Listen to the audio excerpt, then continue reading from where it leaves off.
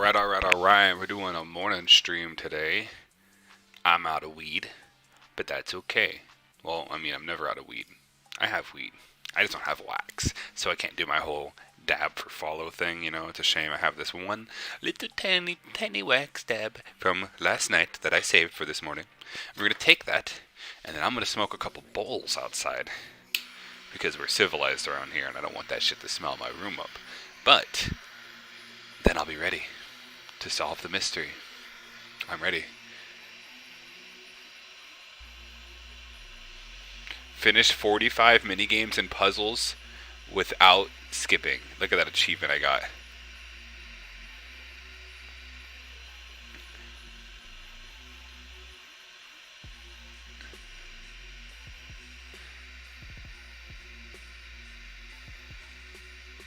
Dude, I have almost... I'm like 11 away from getting every single... Oh, hey, Tokyo. I'm 11 achievements away from getting every achievement in the game. Because I haven't skipped anything and I've gotten everything from every element, so... I'm pretty stoked. Let's do it. Take this little dab. And then... we're going to beat this game. And then we're going to start a new game. I'm excited for the new game. It's a whole series. We're going from one game to a trilogy. Oh shit. Trilogy, the man said. Yeah. Hey. Whoa. Yeah. This is called the Throwaway Beat Pack. Made by Epic the Dawn. And some of the beats are good. And some of the beats... you can tell are throwaway beats, but that's okay. He's pretty good. You gotta throw away some of the beats. I've made beats. Some of them end up... you have like this idea in your head, and it's like, this is cool. And then you listen to it the next day, and you're like, oh my god.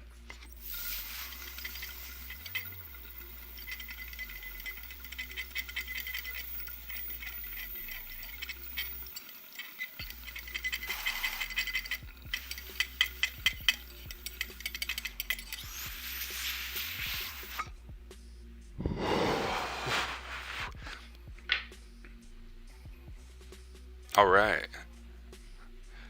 We're going to get this game launched so we can start the mystery while I'm smoking, because I don't want to waste any time. This thing takes way too long, honestly. This game can be...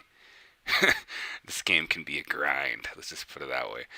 But it's not like a grind I've ever played. It's more of just like, I'm going to put you in a room and I'm going to give you no direction, and you're just going to walk in circles and look at the ground and try to find clues, and you're going to get really tired. Like last night I was falling asleep because I was so bored, just like wandering around looking out random tables and signs and shit, trying to find the missing piece of information. So fun. The game has its good payoff, because in the end it rewards you for being thorough, and then it gives you all these different options, and then you get to decide, how are we going to crack the case. I'm pretty excited. Let's do it. I'm going to smoke this bowl, but first let me clock the timer up for that dab. Those bowls don't count as dabs, but we'll smoke a couple bowls. We'll hinder my thought process. Make it more difficult for me. How am I going to be a detective? I mean, I guess Sherlock did heroin, so I guess I should be able to just smoke some weed. It's so hilarious. Like, in the show Sherlock with Benedict Cumberbatch, there's several different moments where he just... he just kind of goes back into his old ways and becomes a drug addict a little bit. Like, there's one there's one episode where it starts and Watson's looking for Sherlock, and he finds him in a heroin den. Like, he finds him in a crack house, pretty much. And then he finds him, and he's like passed out on a bed with like a fucking needle in his arm. And Watson's like trying to save him and take him out, and Sherlock the whole time is like, "No, I'm here for a case. I'm on stakeout." And he's like, "You're not on the stakeout, bro. You are high as shit. Like, you are being a horrible person." I think it's funny. Maybe it's just my bad sense of humor, but that's why Sherlock Holmes is an interesting character. He's like a hero and an anti-hero all in one. That's why I like him, because He's weirdly self-serving, you know, because he really, in my opinion, does most of it for the attention. Like when you look at him and Mycroft's relationship, him and his brother has the same skill set as him. In some of the books, they actually say that Mycroft is smarter than Sherlock, which is crazy when you think about it. Mycroft has a better memory technically, whereas Sherlock has a better imagination, is what they're supposed to say. Which is why Mycroft works for the British government, because Mycroft literally helps them remember things and follow through with things, and he has a lot of power. So it's kind of a unique thing because Sherlock roasts Mycroft, trying to act like he's in it for the power. He's only there because he wants power and he's like deluded by the power. But Mycroft roasts Sherlock because Sherlock is only solving these murders for the notoriety. He only solves murders for popularity. So when he solves these murders and he's completely insensitive to like the grieving widow, or the kid that just, like this one, we're watching the Kim deal with a kid who his father just died and he doesn't care. He's just asking questions. He's insensitive, and that's what makes him Sherlock. But it's also a telltale sign, like it's proof that he really is um, like a sociopath in a sense. He's doing this because he wants confirmation. And if you look at it, like Mycroft works for the government, which you could have your opinions about the government, but in the end, Mycroft views that as him using his skills to help other people.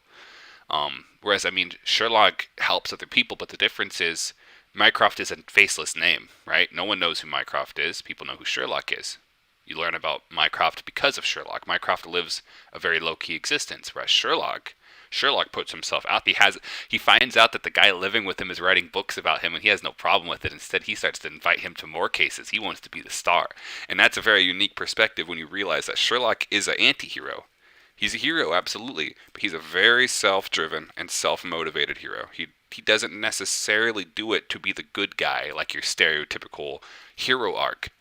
Some of the better written stories, they have him wrestle with that morality, and they have him deal with it and learn to grow and become more human and to interact with people and to begin to care. That's why Watson is a big deal, because Watson becomes the only person that they can get to him with. Where it's like, oh, if we want to get to Sherlock, we're going to put Watson in danger, and that creates a unique dynamic. I don't know. I'm kind of rambling now, but Sherlock is one of my favorite characters because on the surface he looks like he's a detective, very simple character. But when you really get into the nitty gritty, he's a very interesting individual. All right, where were we last? We're in here. Find out what the Divine Syndicate is concealing. Let's chat with them. Let's see what they're hiding from us. To the Divine Syndicate. It's divine. I'm gonna go smoke a bowl while they're in this little cart. I'm not gonna do it on camera, but you can just believe me or you can call me a liar. I don't care.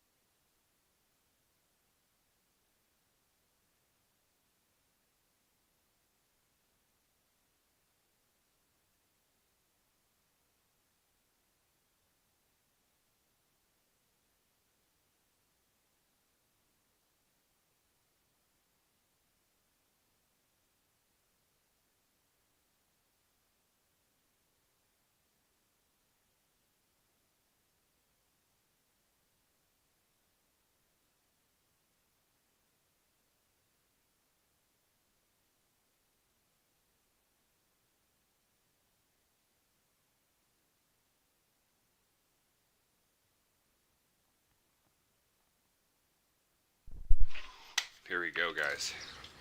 Let's go confront this dude in his little sand circle. He's trying to hide from the sand, from just saying, he's trying to hide from the man. I'm the man. He's the Sandman. Mr. Sandman, what are you hiding from me, Guru? Follow my path, and better you will fear. Oh. Okay, well, they're hiding something around here, so let's go this way first. Wait a minute.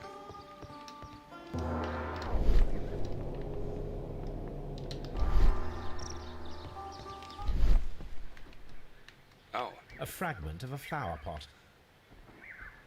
Fragments of a flower pot. It fell down here.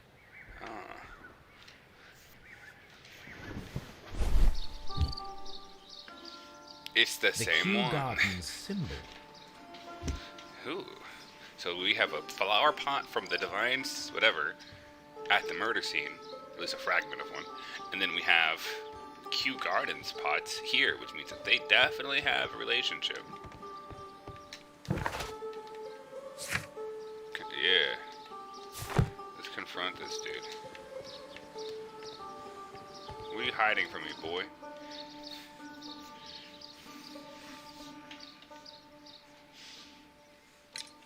Do you have friends at Kew Gardens? None.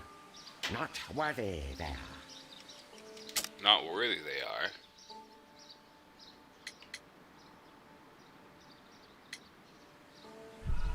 No, I picked the wrong one. What? It's my first Do time you messing have up. friends at Kew Gardens? None. Not worthy they are. Okay.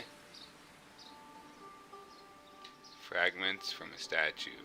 Key for Kew Garden. Symbol for broken pot.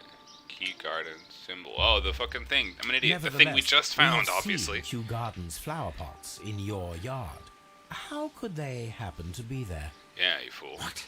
Our sacred place you permitted yourself to search. Sacrilege. No, really now. There was a theft of plants at Kew Gardens a matter of days ago.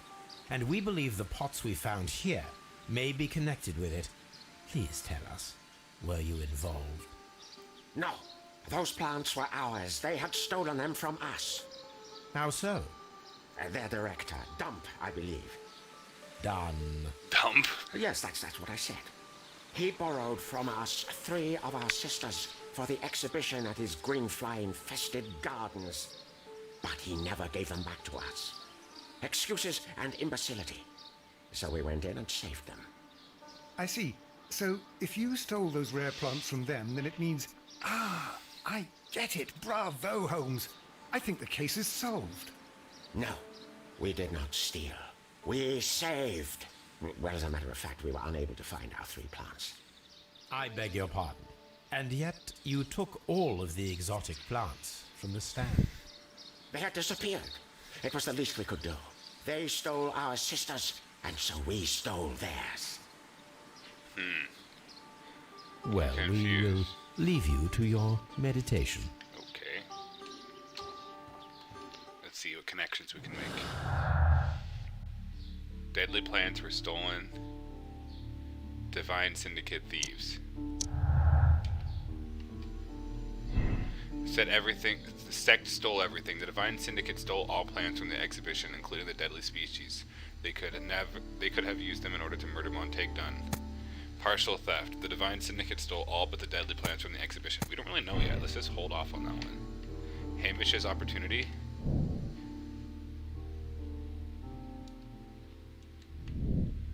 White's knowledge. The knowledge Miss White acquired at the university might not be enough to guarantee the correct reaction of the deadly plants. I guess that's true. Let's say it was a partial theft. I don't think they did it, honestly. Like, they've got a whole operation going on there. He seems like he's pretty forefront. He doesn't seem to, like... They do have, like, the characters act certain ways, so if you are, you know, catching them in a lie. He doesn't seem to be doing that. Oh, there's more. Missing deadly plants, poisoning. Deadly precision. Missing deadly plants and deadly precision. The Divine Sect left the plants at Kew Gardens in order to murder Montaigne Dunn at a later date. Someone stole those deadly plants before the Divine Syndicate were able to.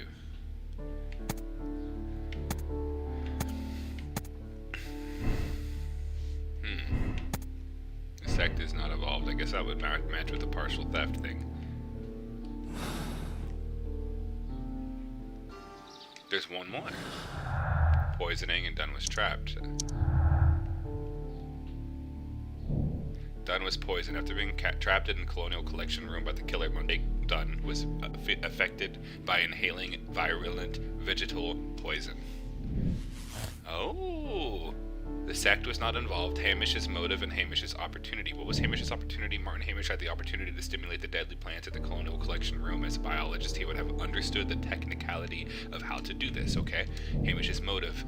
Martin Hamish had a motive. He believed that that he and his father's lives had been ruined by Dunn, who had taken the credit for all of their work. Hamish wished to take over the directorship of Kew Gardens, but he knew that would not be possible with Dunn still alive. Okay, so this all adds up to Hamish is guilty.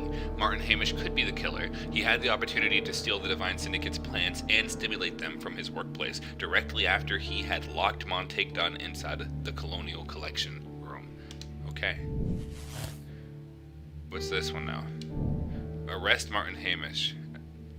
I don't want to do that yet. There's got to be more evidence. I don't believe White's innocent. Let's go to Scotland Yard. Why?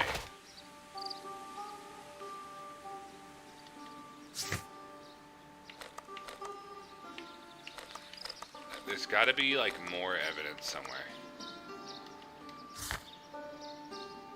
Marble fragment picked up from the floor of the Colonial Collection. Judging by its form and refinement, it's probably part of a statue or sculpture.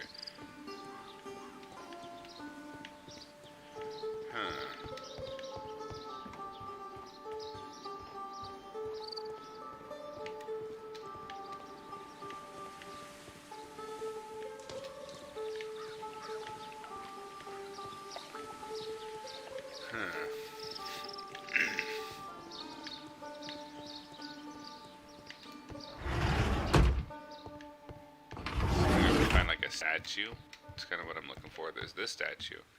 This when I must look at be it, it tree doesn't wand. show that there's anything missing. I don't see a statue in here. I've already looked in here. I'm gonna look in here one more time. The little opium den.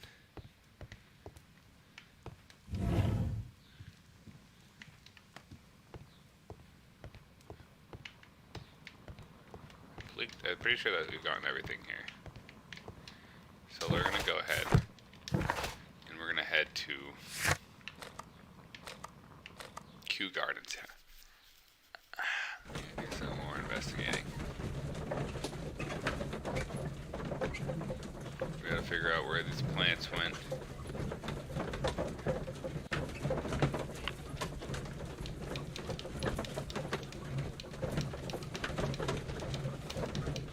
We're getting close.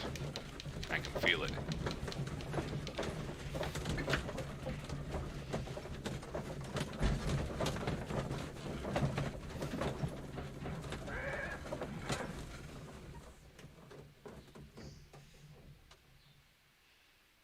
Finish this one, I'm gonna smoke a joint to celebrate.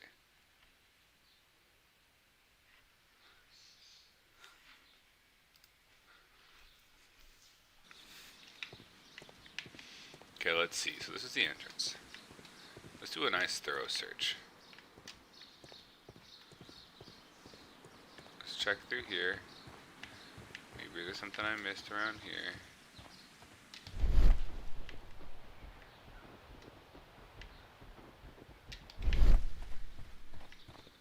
Nothing over there, I guess. Let's look in here.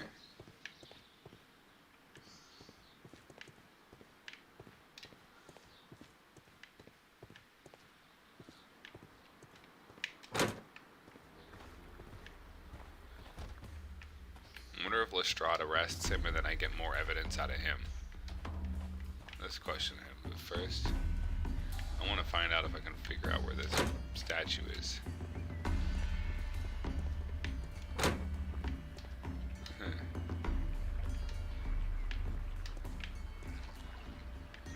Statues.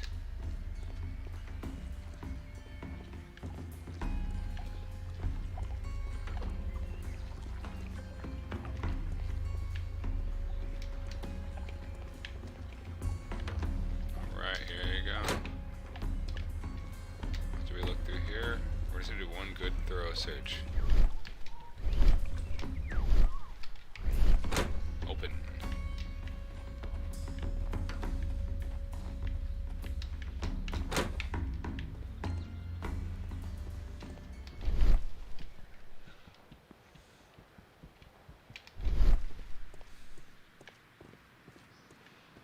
Not seeing no statues, Watson. Nothing over there.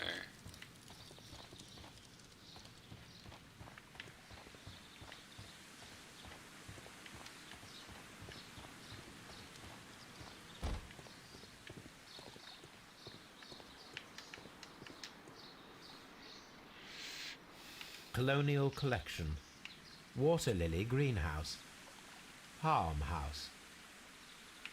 Director's Office, Cloakroom and Laboratory.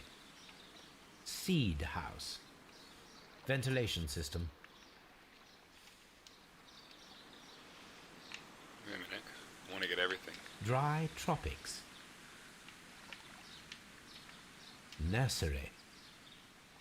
That's not everything? Is there... Farmhouse. Reserve. I believe that's everything. Look at us go. 100%, baby.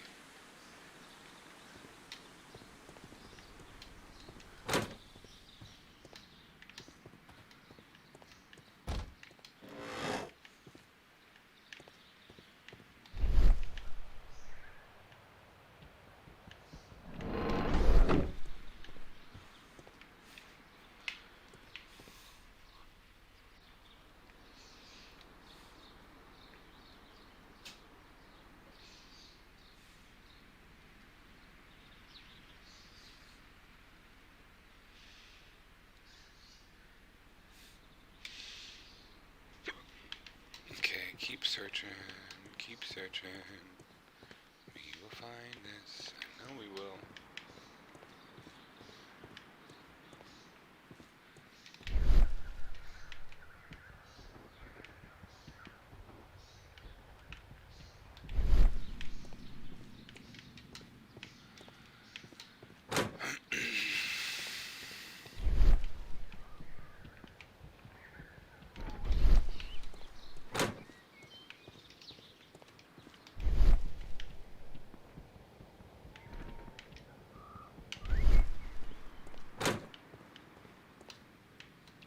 Oh, yes, we did it.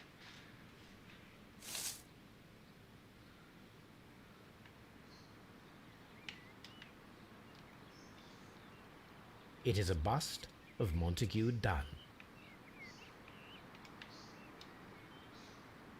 I am curious if the marble that we found Here will we fit go. this place. Here it is.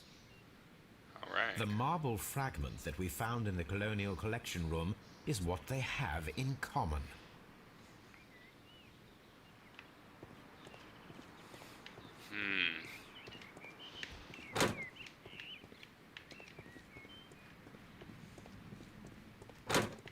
It's rather strange that it was just discarded like that. It's almost as if they don't care.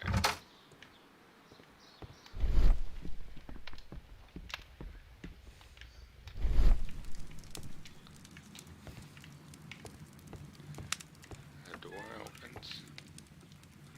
Phonographic cylinders. Cylinder Records. Here it is. Okay.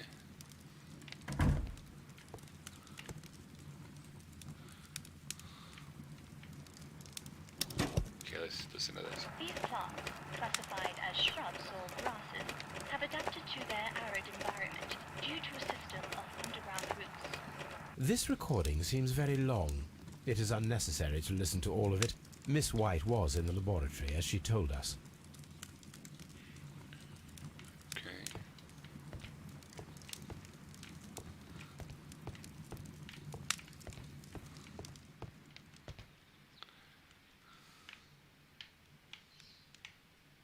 Gloves, waterproof aprons, everything one might need for self-protection.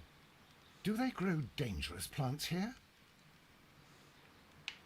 Such masks are generally worn when dealing with toxic chemicals.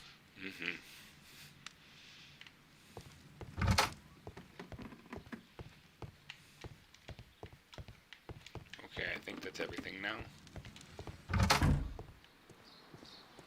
We've never gone in here, I think. Yes, we have, but let's just double check it. You can never be too safe when you're being a detective. Champagne. Montague Dunn had good taste. French wine. A remarkable vintage. Alright. Yeah, good taste. A good man of class and substance. The safe we cracked last night. You know, we hood up in this bitch. Alright.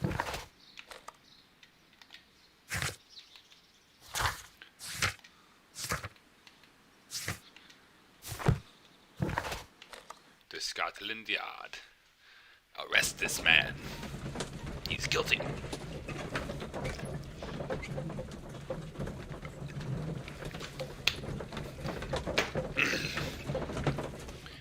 What deductions can we make?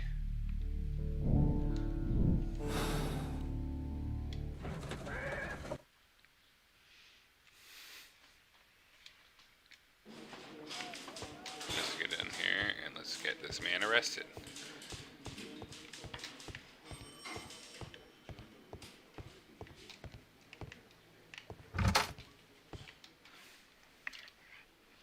Inspector, I believe that Martin Hamish is guilty of the murder of Montague Dunn. Aha! I knew it. I'll send the lads around to arrest him. Very good. I shall wait to hear from you.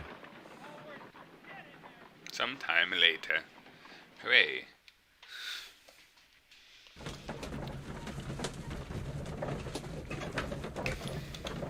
Where are we riding to?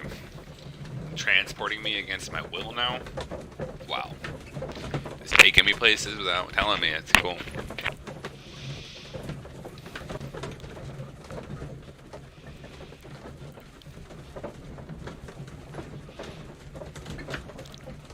We grinded. We're gonna finish this mystery today.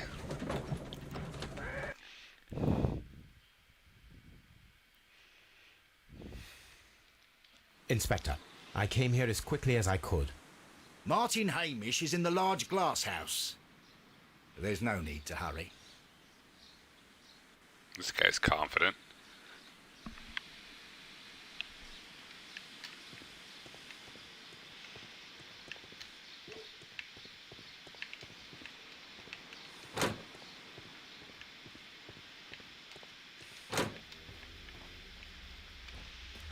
He hung himself. Yes, we found him like that. Our messing around with the ventilation system didn't go unnoticed. Mr. Hamish realized that we knew. Inspector, could you arrange the body, please? I should like to examine it. Ooh. The plot thickens. Oh, we're gonna check it here, I guess.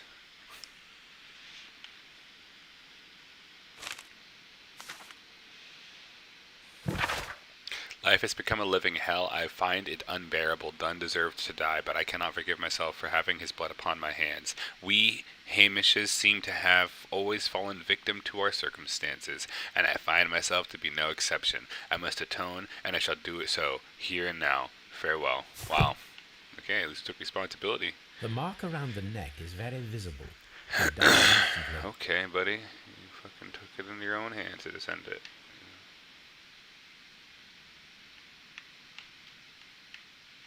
Holmes, his left shoe is unique. This anomaly is often a characteristic of... A club foot. Bravo, Watson. That is the key element of this case.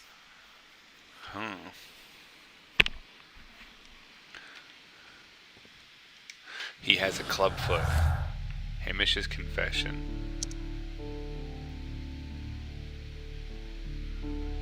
Tibial torsion.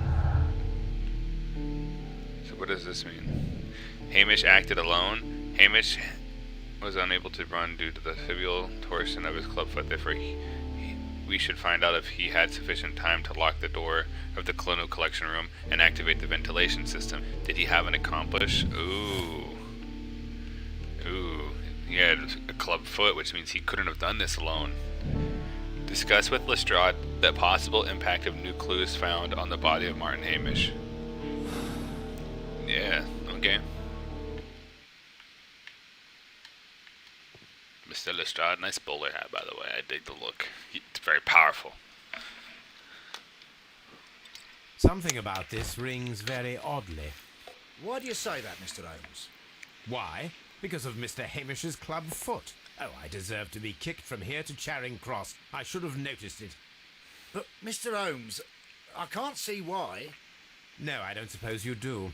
You must recall that Mr. Dunn was locked inside the Colonial Collection Room by the murderer. If it was Mr. Hamish, he would have had to run up to his workplace to trigger the fan situated above it, taking into consideration the condition of his foot. Well, it is still possible. Perhaps, but it is rather strange that such a person as Mr. Hamish decided to base his plan on the speed of his gait. Yeah. You mean to say that somebody helped him? So the suicide is questionable? Correct. Mr. Hamish accuses only himself in his letter, and so the investigation stops. Possibly an accomplice, then?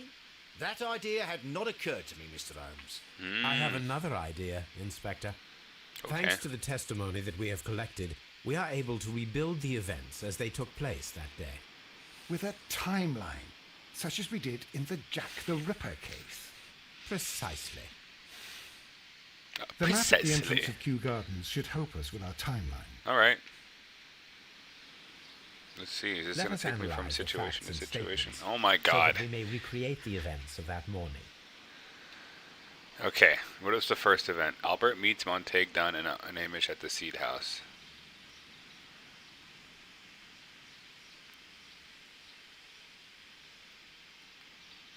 Martin Hamish and Montague Dunn went to meet Albert in the Seed House about 9:30. Okay.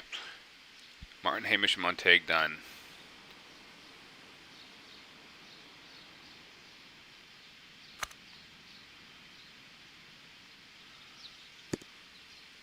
Okay, 9:30.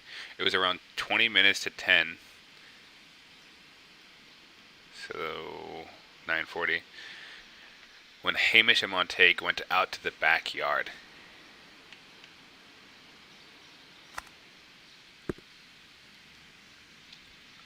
After 10 minutes, Dunn commenced his inspection and entered the dry tropics room.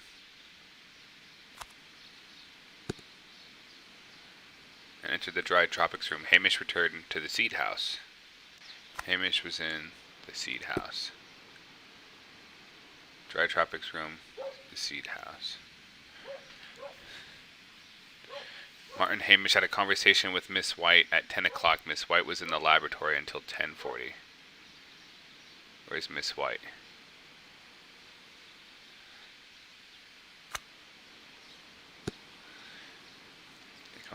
Miss White at 10 o'clock. Miss White was in the laboratory until 10:40. When she saw Hamish and Albert in the water lily greenhouse and joined them. Hamish and Albert in the water lily greenhouse. And joined them. Hamish ran to Albert as soon as he observed that Montague was unwell, which was around 10:30. Albert was in the seed house the entire morning. He observed Hamish returning from the visiting Miss White at 10, whatever. So at 10 past 10.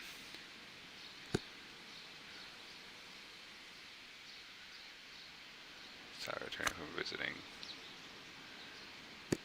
No, Albert, what was this one? This one's called, this is the last one. I think I got all of them right, but this one. Albert saw Hamish returning from visiting Miss White.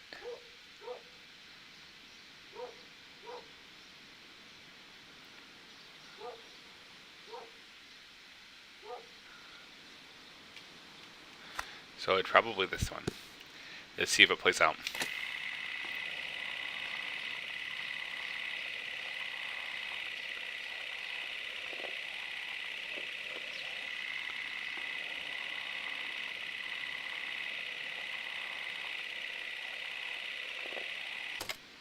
Okay. Let us summarize. Montague Dunn was poisoned inside the Colonial Collection Room. He forced open the door, which means that someone locked him inside there at 10:20.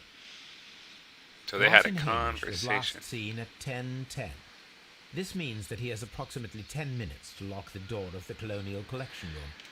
Given that he was club-footed, it is doubtful. Albert also has 10 minutes to lock the door of the Colonial Collection Room, which is quite enough time. Miss White was last seen at 10 o'clock, which means that she had approximately 20 minutes to lock the door. More Oh. than enough time. Oh. Perfect, Watson. Now, let us ascertain who assisted Martin Hamish in killing Montague Dunn. We must think about this one. Albert's timeline. White's timeline. Hamish's timeline. Hamish and her talked, so that's just shady to me. Miss White had 20 minutes. It would have been enough to trap Montague Dunn. She could have locked the door and alerted Martin Hamish to activate the ventilation system. Oh, definitely she had the time. Okay. I guess that's that.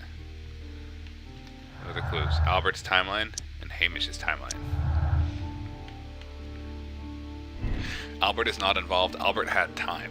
Martin, Hamish, and Albert are not accomplices. It is unlikely that Albert would have the opportunity, and 10 minutes would not have been enough time to lock the door for the Colonial Collection Room. Albert was Martin Hamish's accomplice. 10 minutes would have been enough time to follow Montague Dunn and lock the door in order to... I don't think that's right. I don't think Albert would kill his own father, considering he doesn't even like that guy. White is an accomplice. Oh shit. I believe it. Margaret White was Martin Hamish's accomplice in killing Montague Dunn. Her professional ambition and personal situation had been damaged by the breakup with Dunn. Condemn Miss White. Miss White is a dangerous woman, very capable of carrying out an elaborate murder for monetary gain. She flirted with Dunn's son Albert and later pushed Martin Hamish to his suicide. She deserves the rope. I think that's true. The other option is Miss White is a desperate woman in debt, resigned to consorting with wealthy men. When Dunn cast her aside, she killed him in desperation. Hamish tried to save her. She deserves a second chance. Condemn this bitch. Yes. And that's my final answer.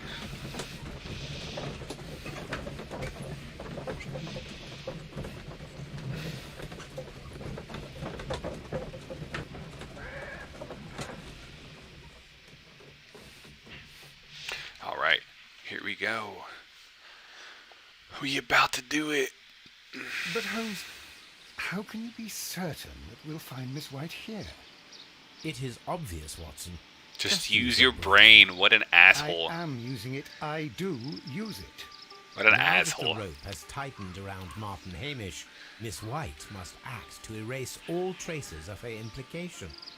After the suicide of her accomplice, there is one final trace remaining: the deadly plants of the Divine Syndicate. She will be there. Very good. Shall we go? Just one moment. Now listen to me, Watson. I shall see her alone. You will conceal yourself behind her, quietly. Whatever are you planning? Nothing spectacular. The impulses of women have always been a mystery. Whoa. But she is a bold one, and so we must be cautious. Oh, I don't know what he means by that, You can but count on I guess me. that explains why he lives with a guy. That's hilarious. The impulses of women. Wow, Sherlock, okay. Mr. Holmes, good day. Thought you're a man of modern You do not world. seem surprised, Miss White. Well, I was expecting you. Not for too long, I believe. So please tell me, as it is still unclear, who planned the murder? Was it you? You were wrong, Mr. Holmes. It was Martin Hamish, then. You managed to convince him to take on a more prominent role. You could not be further from the truth. You think that you can fool me? You don't care what I think. It is difficult to care about someone who is capable of pushing a man to his suicide. Mm-hmm. It is over, Wrecked, Miss White. bitch. The police will be here any minute. Over, perhaps. One moment you were here, and the next, you were on the other side. The other side?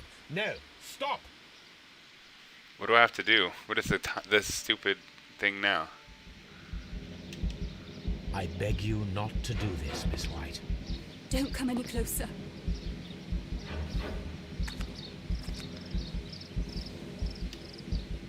Please remain calm. How does this work? We can help you. Not one step further. Don't try to I have stop no me. idea what I'm doing to win this or lose this. Stop this foolishness. You cannot truly want to die. No, it's too late.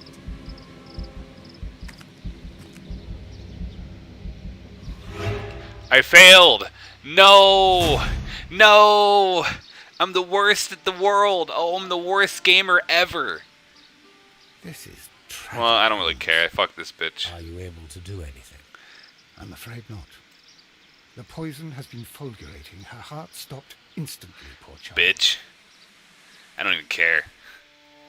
Should I try to save her? What do you think? Someone say in the chat, should I try to save this bitch or should I just accept this stupid, murderous bitch is dead? And that's that. I mean, I kind of want to move forward.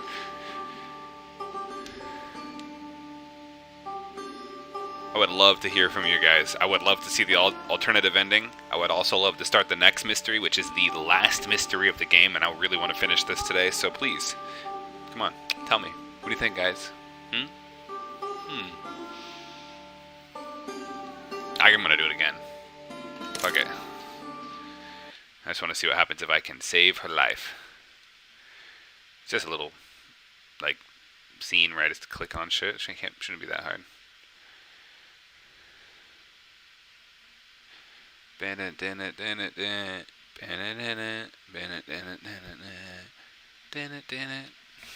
Continue. What kind of fucking bullshit is this? Okay, condemn, confirm. There we go. She's guilty again. I really love the process in this game of coming to conclusions, gathering the evidence. Like, you can definitely get the wrong ending. But Holmes, It...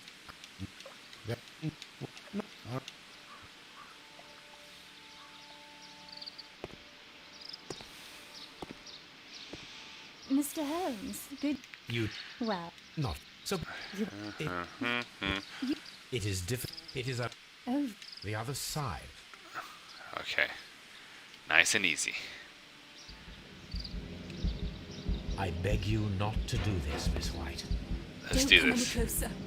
We got this. This is the time. This is the time. We're gonna save her life. Please remain calm. We can help you. We Not got one this. step We further. got this. We got Don't this. try to stop me. He's all. You gotta move like this. Stop this foolishness. That's how you prevent it. You cannot truly want to die. No, it's too late. It's never too late, woman. John Watson on the case. Bam! Yeah. Get wrecked.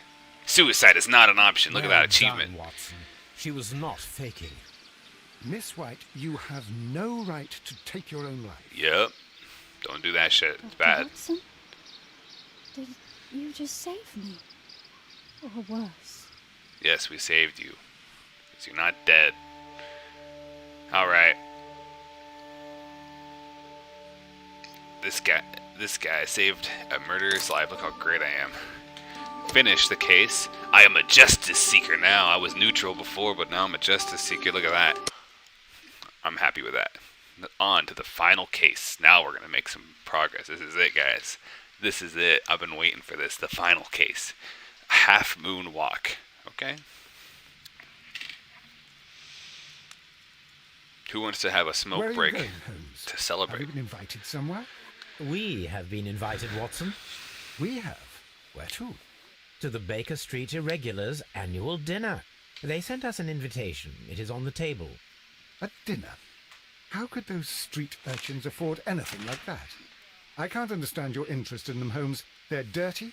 They wouldn't hesitate to steal your wallet. They... Watson, you should be excited. It is a secret dinner.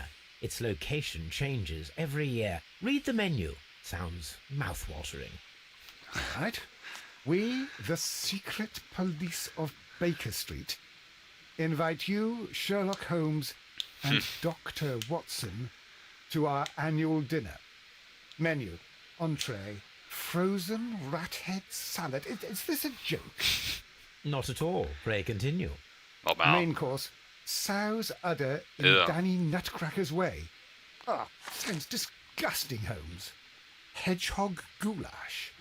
Street turnips in homemade juice. And it goes on. Ah, I can hear them on the stairs now.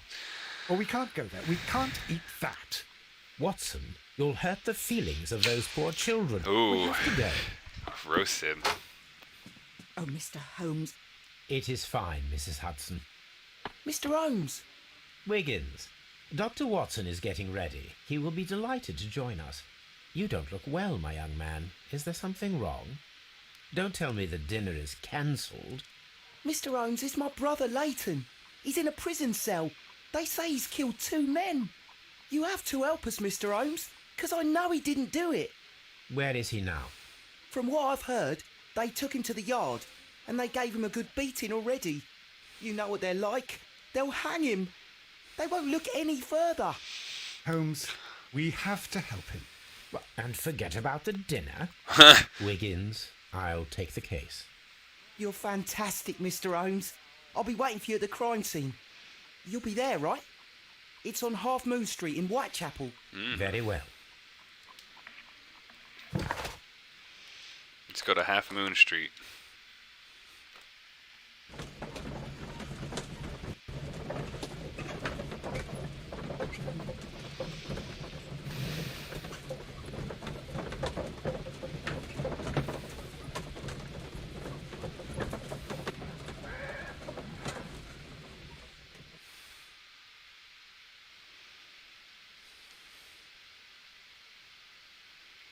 I have a lantern.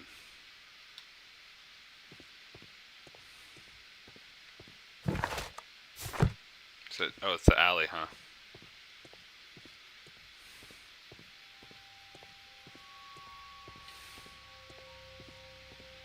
Spooky. Okay.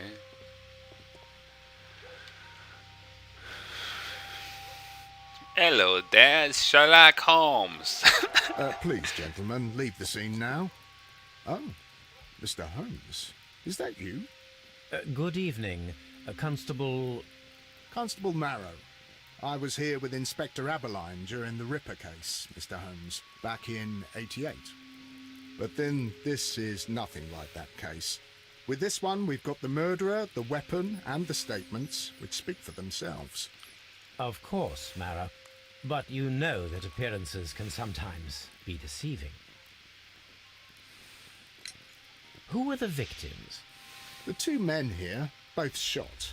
The stabbed fellow was Brian Vercotti, a well-known ruffian. The other, Kenneth Butler, a jeweller by trade. You spoke of statements. You have witnesses? Well, I was there, so I gave my own statement. And then there were 2 other witnesses who said they saw the killer Chapman. Mr. Turner, a gentleman who lives in that flat over there. And Polly Powell, a flower seller, who was over at the far side of the street.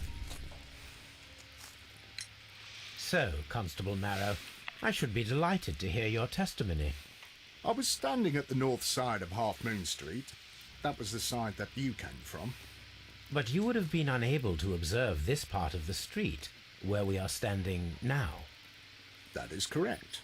But I saw the 2 victims slowly enter Half Moon Street, and then shortly after, the fireworks started. A few minutes after that, the fellow Chapman rushed towards me and ran into Half Moon Street. Please continue. I didn't pay attention, but suddenly I heard a woman's cries and police whistles on the other side of Half Moon Street. I rushed over there and I saw the 2 dead bodies on the ground. When I reached Whitechapel Street, I saw Leighton Chapman. He'd been caught by 2 police constables.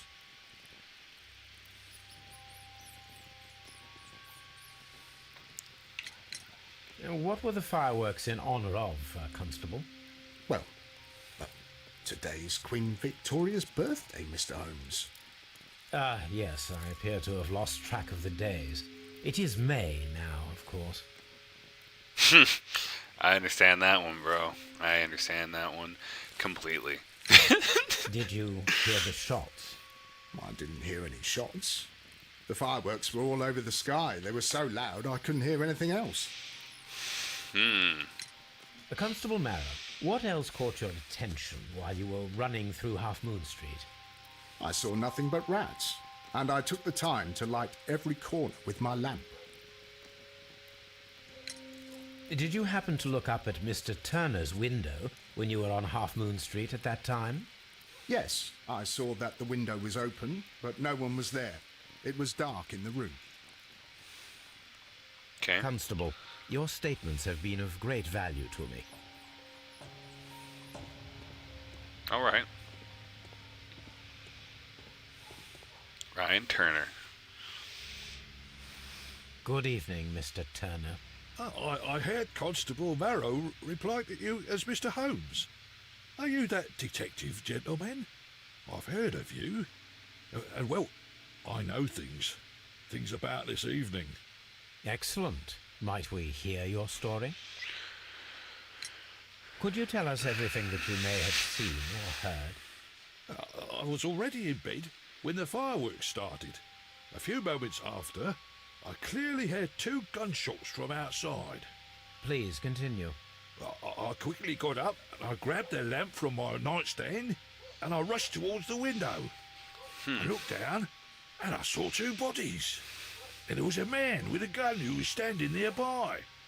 Where exactly? Well, near this body. Did he notice you? I don't think so. He rushed towards Whitechapel Street without looking around. Were the 2 shots you heard consecutive?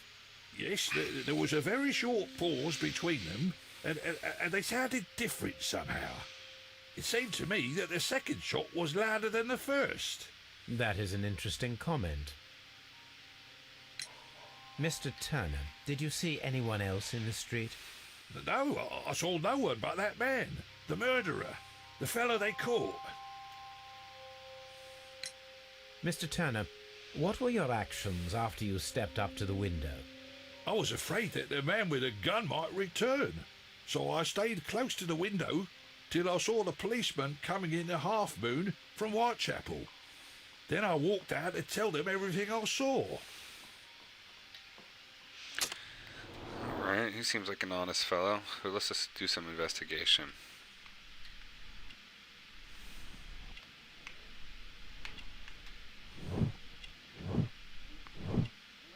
Crimean Wars.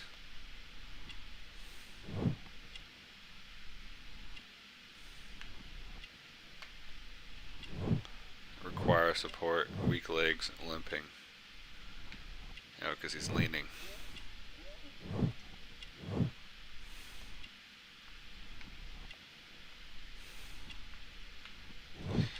Missing buttons, poor life. Okay.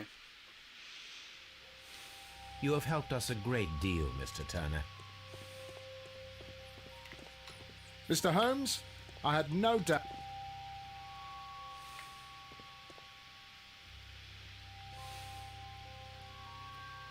He tried to stop the bleeding with his hand. Death was not instant.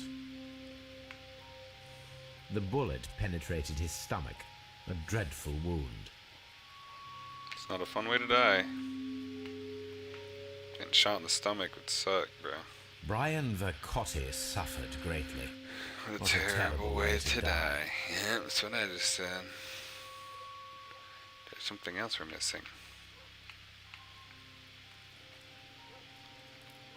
A tattoo from Westgate Prison. Vercotti must have done some time there. Okay. It was a good image. Does he have a tattoo on his hand? Nope. He got shot in the head. The bullet struck his head. This man didn't stand a chance.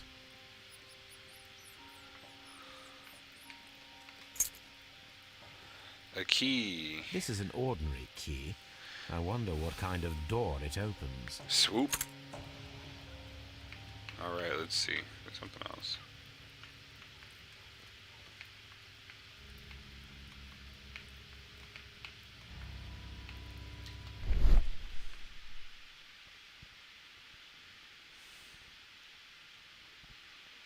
piece of wood that has stuck between the cobblestones. Let us take a closer look.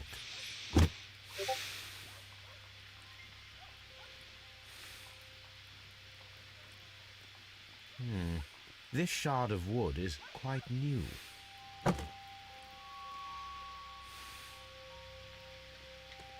Let's go question the flower lady. Oh wait. Mr. Holmes, did you see my brother at Scotland Yard? Is he alright? Nope, I didn't. Alright, Polly. Tell me what you know. Mrs. Powell? What do you want? My name is Sherlock Holmes. I'm assisting the police with their investigation of the crime that took place this evening. Okay, Well, okay. I've already gave my testimony, but very well. I can't investigate Could you her. tell us everything that you may have seen or heard? Yes. I was selling my flowers as usual, and then the fireworks began, in honour of Queen Victoria. I enjoyed those.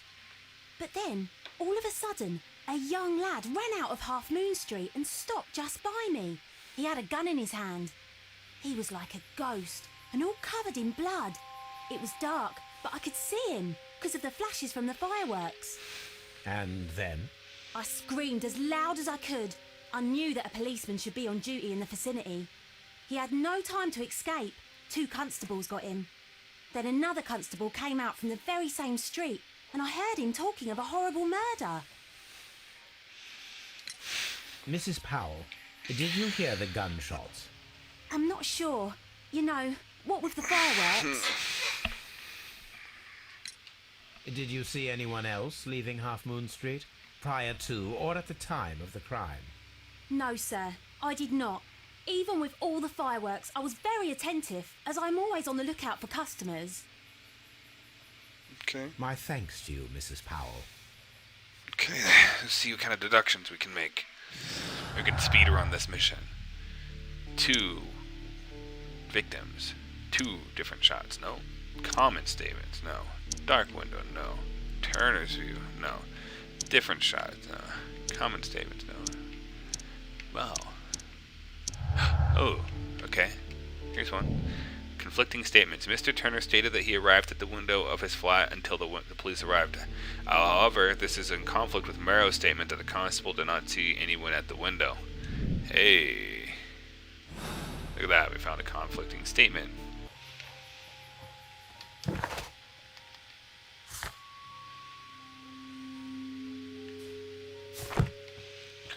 So, do I talk to Merrow or do I talk to the constable?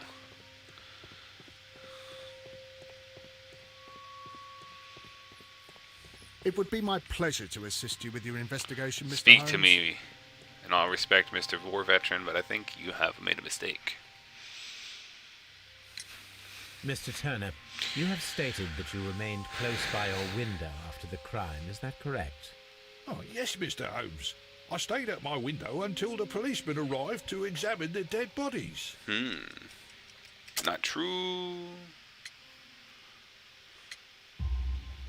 That is very interesting, Mr. Turner. Don't lie to me, sir. Constable Marrow stated that he did not see anyone at the window when he was running through Half Moon Street. Well, I think Constable Marrow and me, we might have been distracted by the whistles and shouts coming from Whitechapel. We could have missed each other somehow. You understand what I mean? It was a bit of a stressful moment, to tell you the truth, sir. Allow me to form my own theories, Mr. Turner. Would you mind showing me the view that you had from your window? Not at all, Mr. Holmes. Please, follow me. Mr. Turner appears to live very modestly.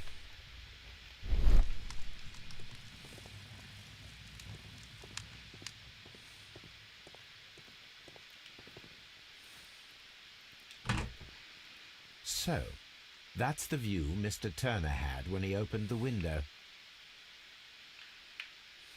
Brian Vercotti's contorted corpse. The dead body of Kenneth Butler. Mr. Turner had a perfect view of the crime scene. He saw the bodies clearly, and Leighton Chapman standing over them. Anything else you would like to know, Mr. Holmes? This kitchen knife is quite sharp.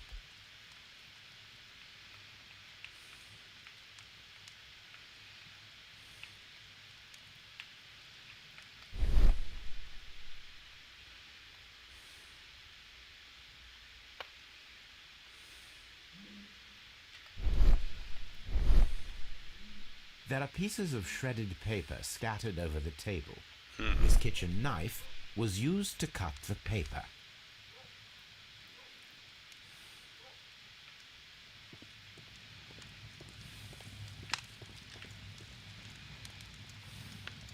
This fire is dying out. It was last tended to over an hour ago.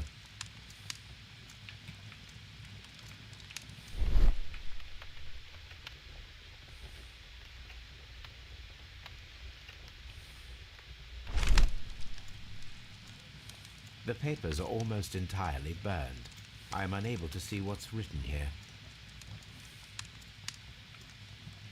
These words are illegible. The papers were thrown into the fire just a short while ago.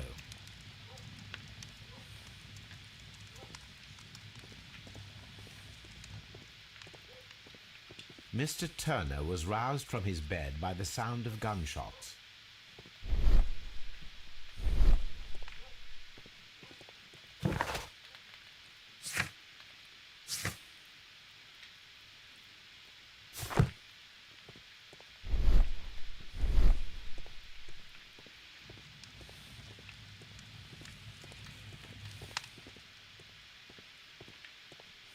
Anything else you would like to know, Mr. Holmes?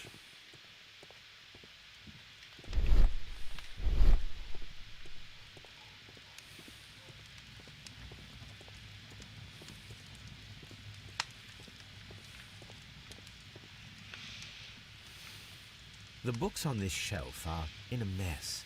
It looks as though Mr. Turner was trying to find something in a hurry here a short while ago. Oh. A perfect match. So, Mr. Turner broke his stick when it became stuck between the cobblestones. He did not mention that he was so near to the victims.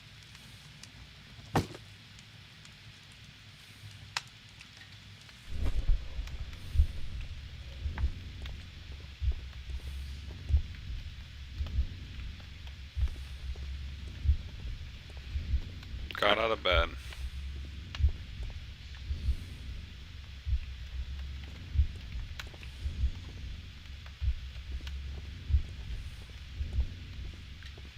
Open the window.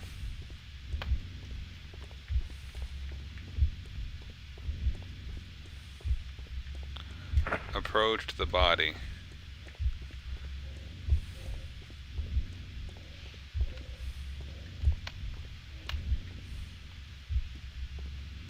Cut papers with a knife. Okay, so he got up.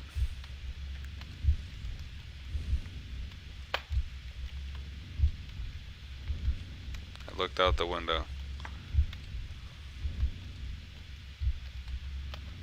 He picked up something. He went back inside. He cut it up. He burned it. He put his cane back. No, it didn't happen this way. Oh, shit. Got out of bed. Opened the window.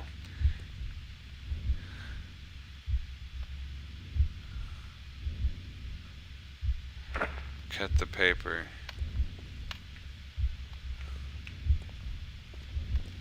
Do something in the fire. Approach the body.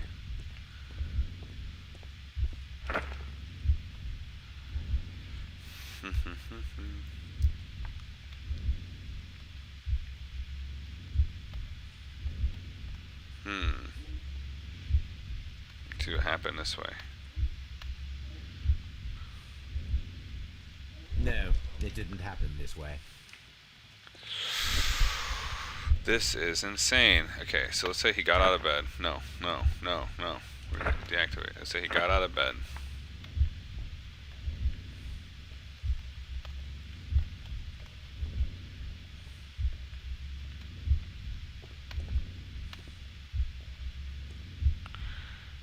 Approached the body. Cut paper. Burn paper. Replace the cane. Open the window. Watch sequence. Here we go. I don't think this is it, but we gotta try everything. Here we go.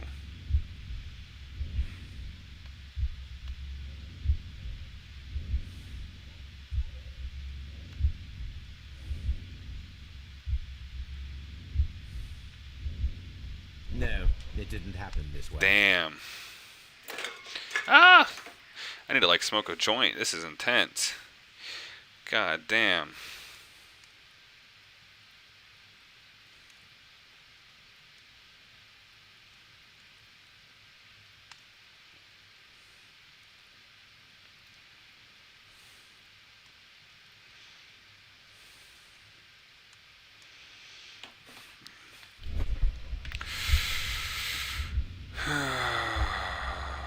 So let's assume that one's first.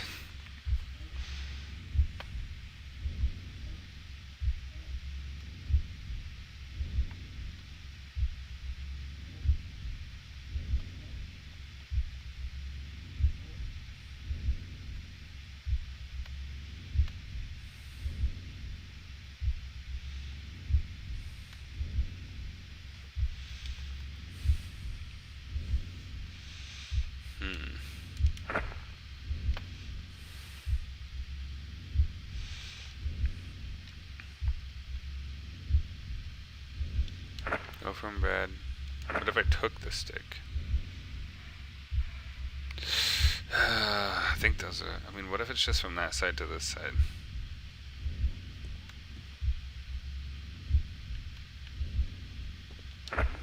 Or maybe he took his stick to check.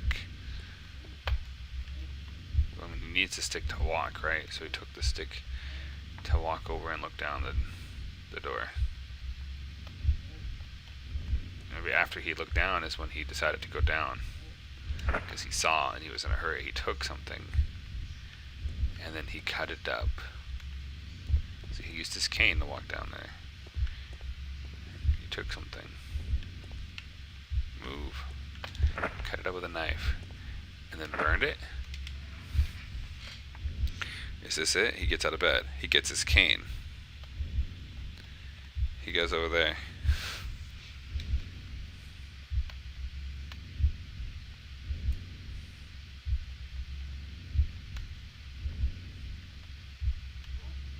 No, it didn't happen this way.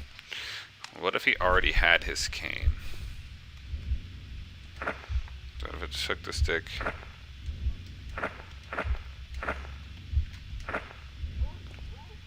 So 1, 2, 3, he took that. 4, he cut it. 5, he burned it. 6, he put the stick back. He gets up, he takes his cane. He walks over with his cane. He looks down. He walks downstairs because he wants to get something off the body. He takes it off the body. He heads back upstairs. Hey, Duke, how's it going? We're finishing the game today. This is the last mission. He cuts the paper up. He goes over, he burns the paper, and he puts his cane back. What? How is this not right? Oh, you can see him take his cane there. Get up from bed. Takes his stick. Open the window and look down. That's how he knows that there's something going on outside. Approached the body. Took something. So he went down there and he took something.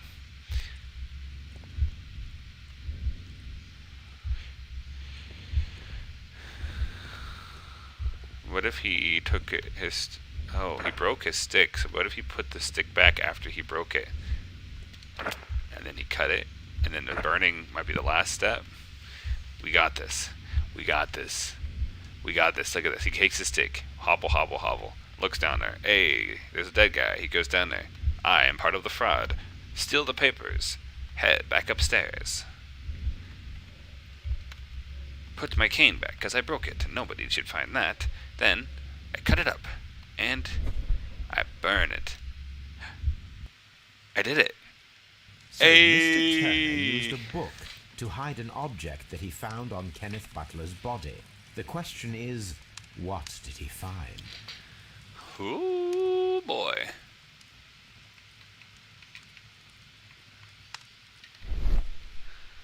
Let's take a look. Fat prints. He's got them fat prints. I can see prints from Greasy greasy fingers. This man's going to jail Let's because take he's a closer greasy and grody. Nasty, bro. Well now, what a find. A precious jewel concealed inside a book. This man is guilty. Yeah. A bracelet with a unique ram's head design. A distinctive feature of ancient Grecian artifacts, probably of the Hellenistic The Hellenistic era. This man is so cultured. All right. You're guilty. What's the next one?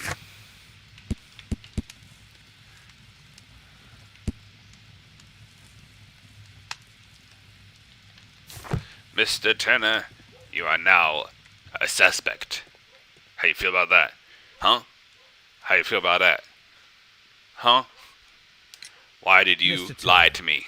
How would it be possible for a man of advanced years, such as yourself, to rush from his bed to the window in a matter of 20 seconds? years. He'll be dead in Yes, 20 years. I'm Lamau. able to move very quickly despite my age. And when the situation requires it, Mr. Holmes. Bro, you got a limp.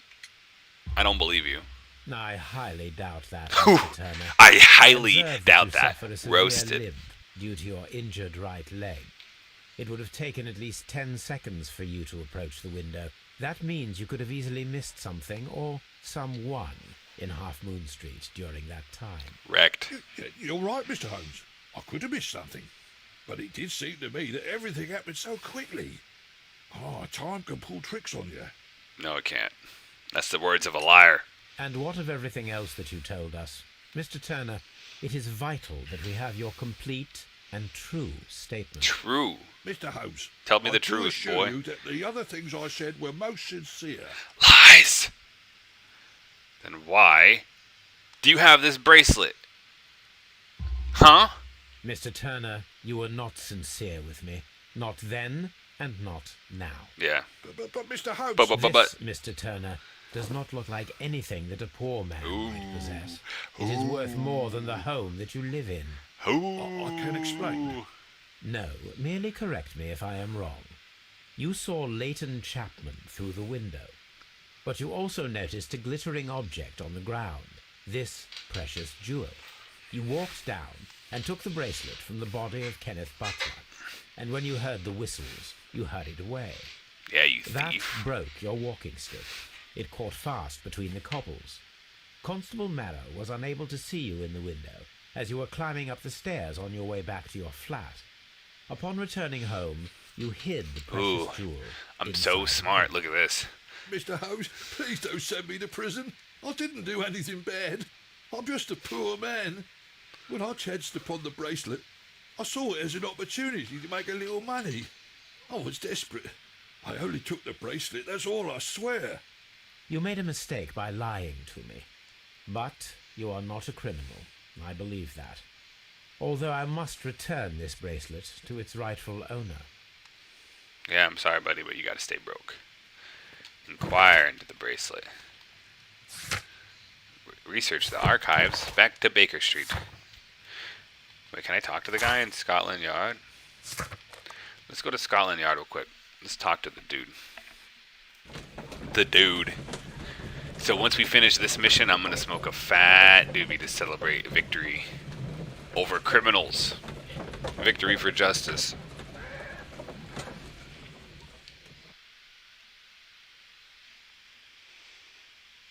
Actually, it's not the fattest doobie because I've been pouring the joint I'm into interested in bowls. the case of young But I Leighton kind of want to smoke a Chapman. doobie. He was arrested earlier this evening and accused of a double murder. I beg your pardon? That case is quite clear to the police. Or are there any new facts that we don't know about? Uh-huh. Who knows, Inspector?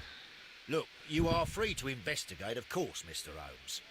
Chapman was arrested with a revolver in his possession, which you can find in the evidence room. The suspect himself is in custody. Did you find anything else on his person? A few personal belongings. Nothing particular, Mr. Holmes. Okay, Thank you, Lestrade. let's go find out. 'Cause we all know Lestrade's an idiot. That's why I work here. Or I should say, that's why I'm freelancing for them, because they obviously falsely convict people all the time. Layton's So this gun. is the gun that Layton was holding when he was caught by the police. It is a Webley revolver, a reliable weapon. Oh, It seems as though the shells were not removed from the cylinder.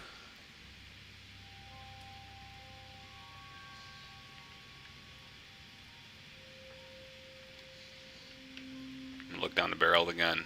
I'm like, what do I see down there?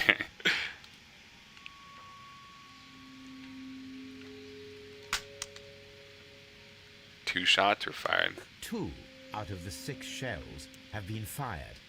There were 2 shots. It's not like very good for him.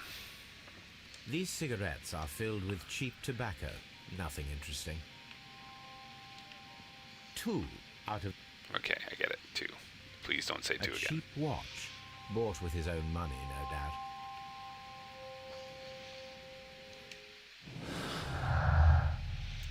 Layton's revolver, 2 different shots. Turner could hear the contrast between 2 shots fired, as in fact 3 shots were made. At first, a single shot was fired, and then 2 shots fired simultaneously directly afterwards. Firing position. Turner could hear the contrast between 2 fired shots as they were made from different points in Half Moon Street. Simultaneous reenact crossfire. Okay, that's kind of fun. Let's go talk to this guy. We are here to exonerate you. Please escort this suspect for interrogation. This man shall be exonerated. If he is innocent, but it's not Good looking like evening, it. Mr. Chapman. Who are you? I've got nothing to say. It's all a mistake. Okay. Calm down, Layton. I have come here to help you.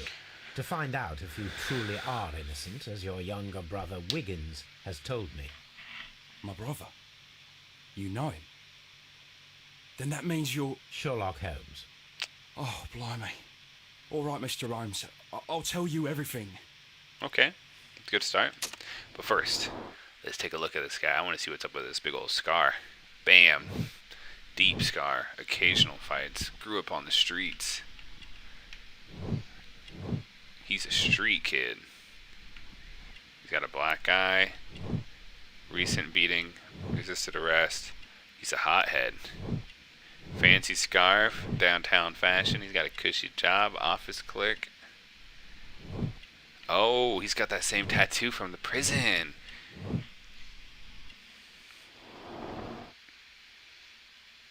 Alright. Tell me Good. about you. Tell me your account of what happened. I left my work and I hurried up to see the fireworks in Whitechapel. I was late, so I decided to cut through Half Moon Street. I saw the first fireworks light up in the sky. I bumped into a constable on a corner before entering Half Moon. Then suddenly, what with all the firework flare, I saw 2 men. They were both lying flat in the middle of the street. I stopped where I was. I thought about turning back to the police, but as I was thinking of that, I saw a third person. He was leaning over the body that was furthest from me. The second I saw him, he raised his head and he stared at me. In a flash, I saw his gun, but he made a dash for it instead and he escaped through Whitechapel Street. So you might still have had time to return to the constable. I panicked. I didn't know what to do. Anyway, I approached the bodies just to see if they were still alive. I saw that one had blood pumping out of his stomach. He was dying. It was horrible. The second one was already dead. He had a hole in his head. He was holding a gun in his hand, though. I took it, and then I followed the third man. Interesting. Pray, continue. I turned a corner, and I saw the man standing in the middle of the street. He seemed to be in some sort of panic. And then, Mr. Holmes, something strange happened. I told the police and they laughed at what I said, but I swear to you, my words are true. I started running towards him. But then I was blinded by a flash. It was so bright that I hardly saw anything for a good dozen seconds, but I kept running forward. As I arrived in Whitechapel, I heard a woman screaming, and then I was caught by the police. But there wasn't a trace of that man. Of course, then they found a gun and all that blood. I couldn't see the murderer escaping and all that mess. Perhaps I was still half-blinded at that moment. A thrilling account, my young man.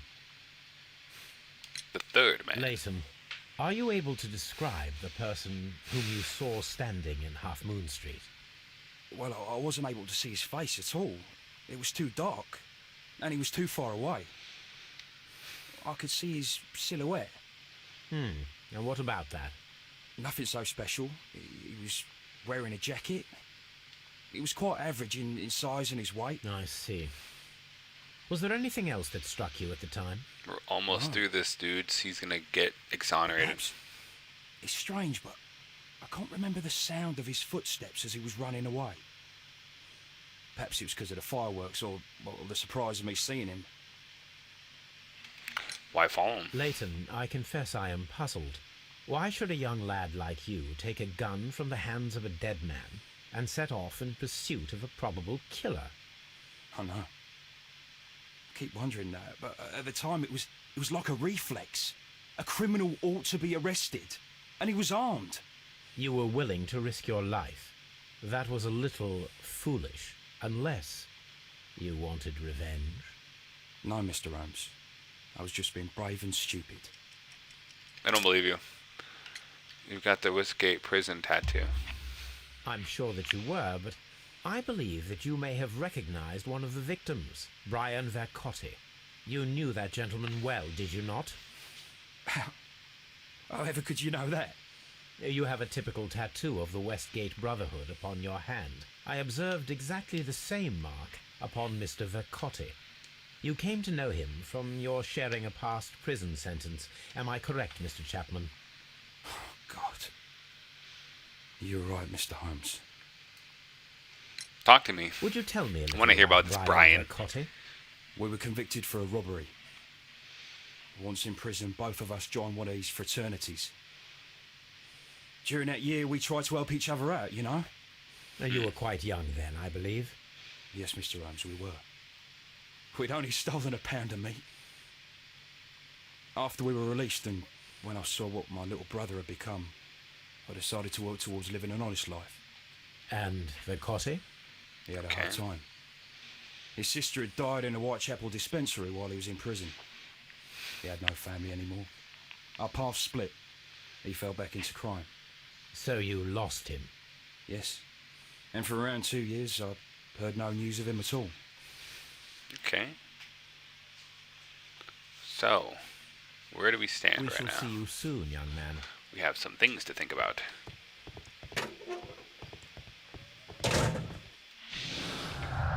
Let's see. Old acquaintance, Leighton statement.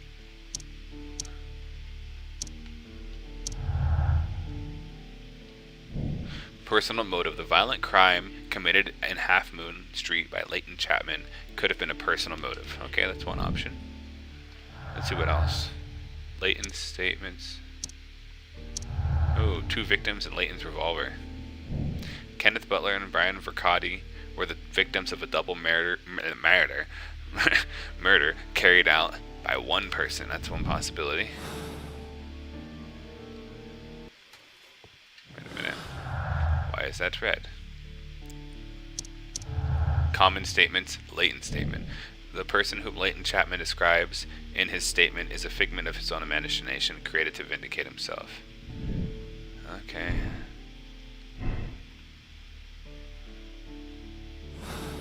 Let's do this little experiment and see.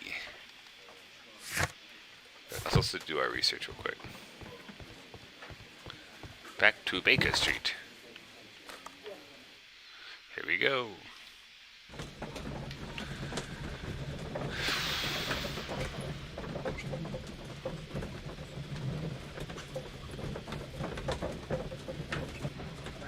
Alright, there we go.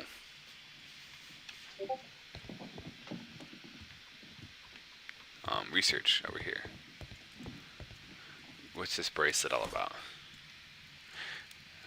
It's decorated with a distinctive ram head. So let's see. Let's start with an encyclopedia. Art and architecture.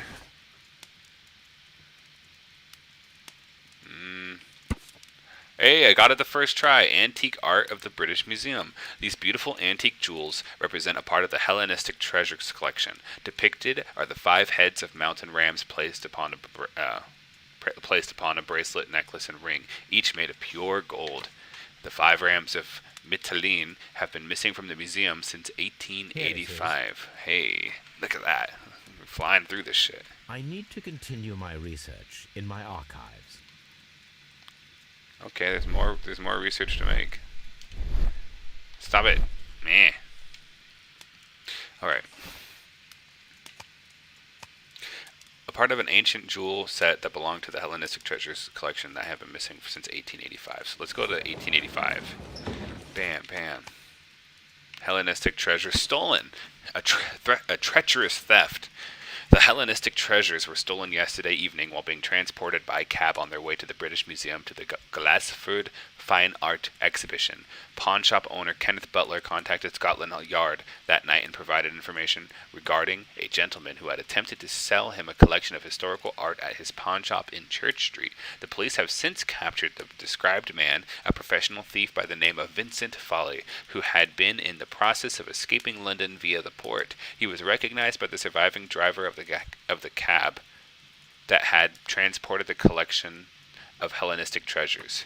Vincent Foley refused to confess as to where the remainder of the treasures were hidden. He was eventually imprisoned, and lost treasures are still to be found. Well, we found one of them.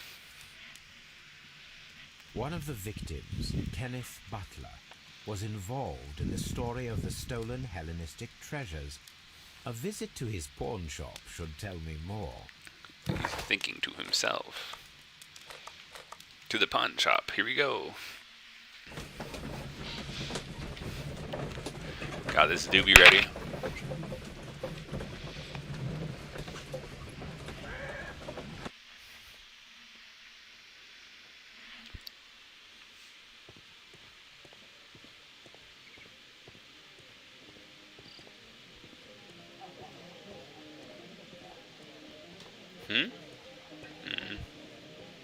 I want a beer.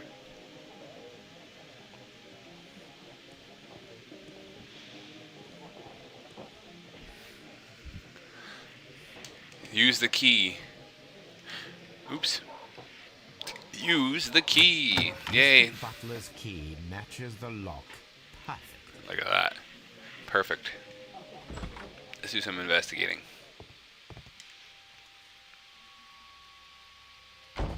Crampons and a sharp ice axe would only be brought here by a mountaineer.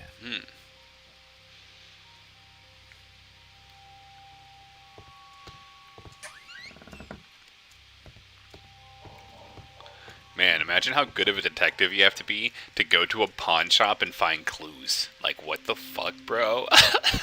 A flare pistol. Perhaps it was pawned by a destitute sailor. Destitute, the man says. So harsh.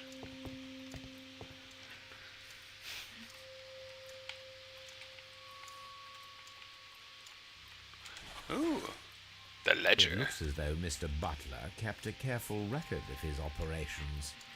I like it. To the left drawer. Oh.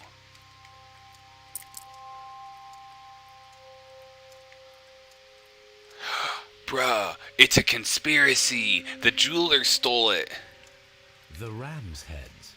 This necklace belongs to the farm. Am I gonna find all of them? That'd be hilarious. Just casually stumble across. That means that Kenneth Butler owned a part of this collection all this time, 10 years after the theft. Oh shit, we're unearthing a conspiracy. Here we go. Hello, Kenneth. Hello. Hello. I remember you once told me about 3 pieces of golden jewelry with ram heads from ancient Greece. You still got them, right? Well, good news for you, I found a man loaded with money who's crazy about those jewels. He's ready to fork out a small fortune. I can arrange a meeting with this money bag for you, but I want you to cut me in on the deal. I'll be waiting for you at the crossing of Great Alley and Half Moon Street on Sunday evening before the fireworks. Oh shit, we're unearthing all of it now. We're figuring it out. We got deductions to make, bruh. The butler's jewels, the long lost art. Nope. Latent statement. Nope. Long lost art. 2 victims? Common statements. Layton's revolver. What? There's something in here. Ooh, where is it though? Long lost art. Butler. 2 victims. Yeah, there we go. Burglary motive. The search for the missing Hellenistic treasures could be the motive for the crime that was committed in Half Moon Street. Mr. Turner picked up the bracelet directly after the murder, but the ring is still missing. The violent crime committed in Half Moon Street by Leighton Chapman could have been a personal motive. So now it's a burglary motive because of the jewelry.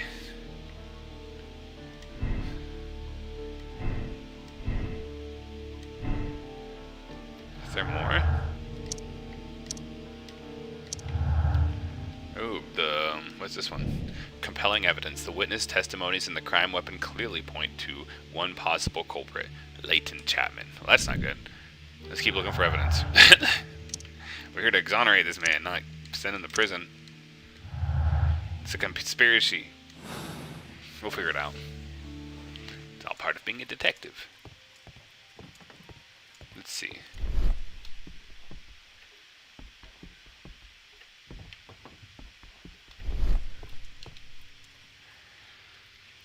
Blah, blah, blah, blah, blah. I guess I just gotta exit out and continue the journey. What is my mission? There was a possible crossfire between Kenneth Butler and Brian Vercotti at Half Moon Street. Examine the dead bodies and perform a reenactment. Okay. To Half Moon Street. We're right by it.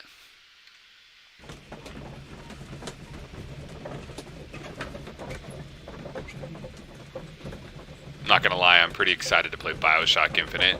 Or, I'm sorry, the BioShock Collection. It should be pretty cool. Here we go.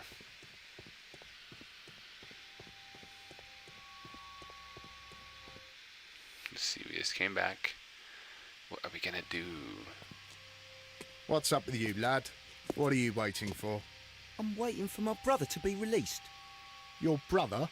The one that you caught, beat up and imprisoned. Ah, the murderer. He ain't killed no one, copper. Watch your mouth, lad, else you'll be joining that worthless brother of yours. Okay then. Very to the point.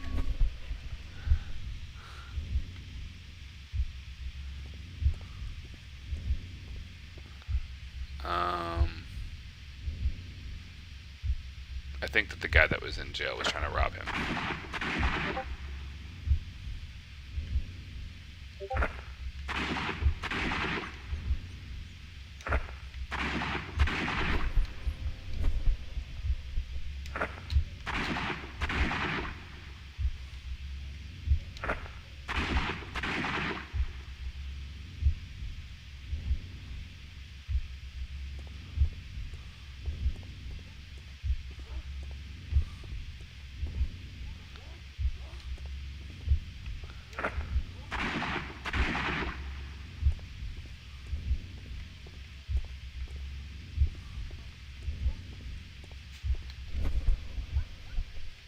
I am unable to see any higher. I need to find something to lift my lamp. Oh, here we go.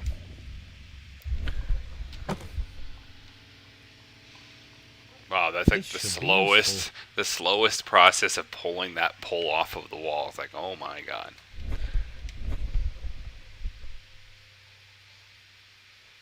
This is most definitely a bullet hole. The brick cracks are fresh. Cool. Watson, there was a third shot fired in this street.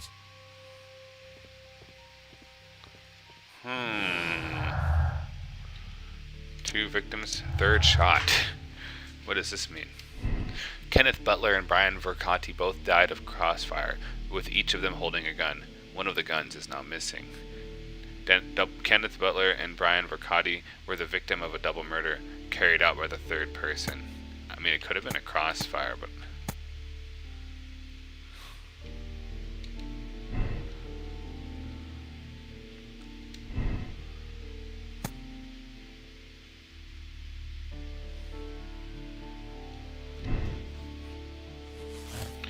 Oh, shit.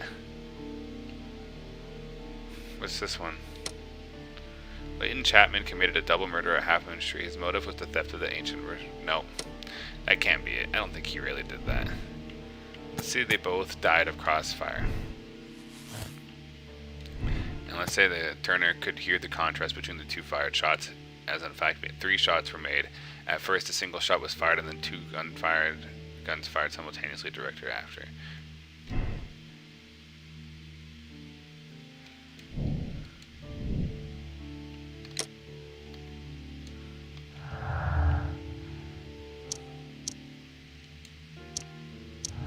Oh, the third shot in Leighton's statement. Leighton's Chapman statement regarding jacketed man who disappeared at Half Moon Street now seems reasonable, as the 3 shots at the crime scene prove the presence of a second gun that is now missing. Okay, we got a lead. We're gonna follow this lead. Reenact Merrill's pursuit with a lamp.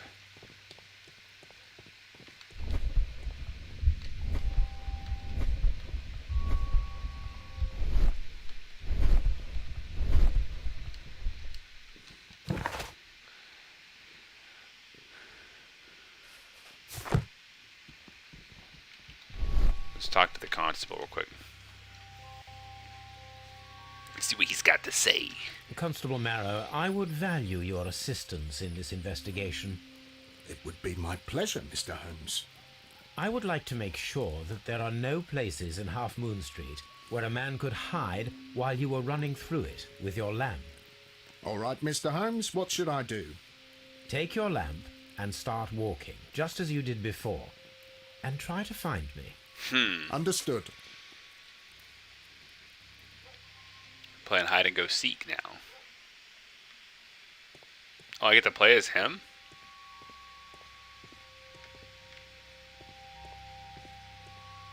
Let's check all our corners.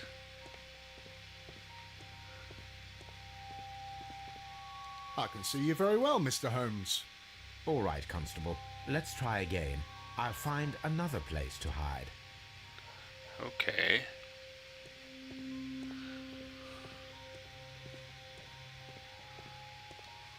Nope. Here you are, Mr. Holmes. All right, Constable. Let's try again. I'll find another place to hide. Playing hide and seek with Sherlock Holmes, huh? Alright. Hiding spots suck so far.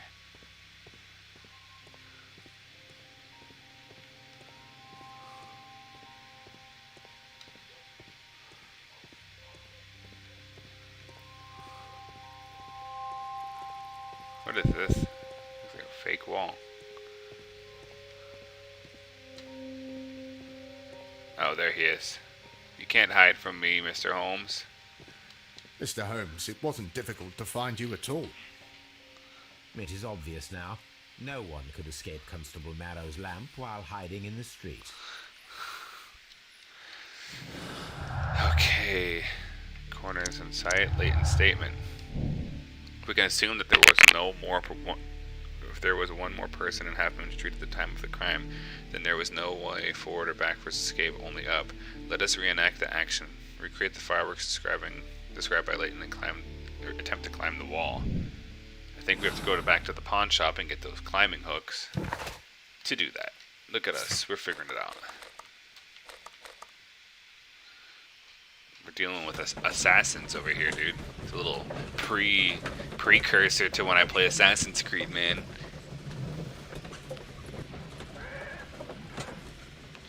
I'm excited to finish this and find out the mystery, the solution to the crime. Is that the sailor that we turned in at the beginning of the game? It looks like the sailor that we arm wrestled at the beginning of the game. Whatever. These tools are exactly what I need to climb the wall. Mm-hmm. Back to Half Moon Street.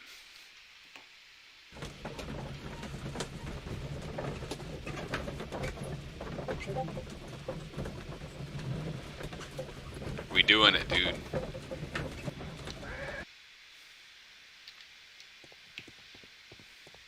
Well, the question is where? Where would I climb? Why are you looking at me all the time like that? I'm just watching you, lad. I never know what to expect from people like you. People like me? Yes, street beggars and thieves. I ain't a thief. Oh, no? Then where did you get whatever it is that you're gnawing on? I very much doubt that you bought it. What ain't seen can't hardly be stolen. That's a perspective. Now, where do we climb the wall? Will it be over here? Where are we climbing at? Where's the climb occurring at? Let's see.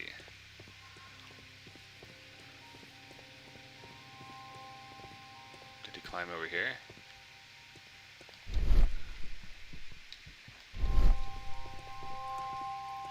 It would be my pleasure to assist you with your investigation, Mr. Holmes. Come on. Let's see. We're trying to climb up the wall.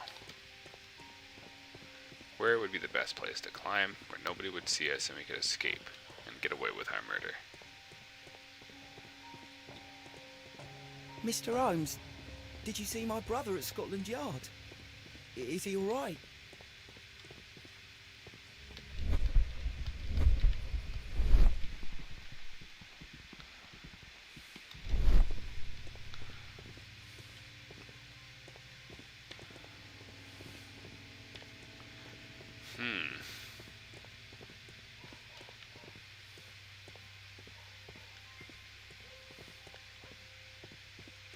Where am I supposed to climb, guys? This is crazy.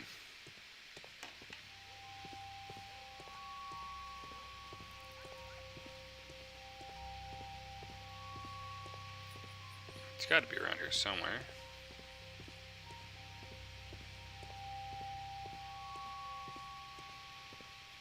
I'm lost, guys.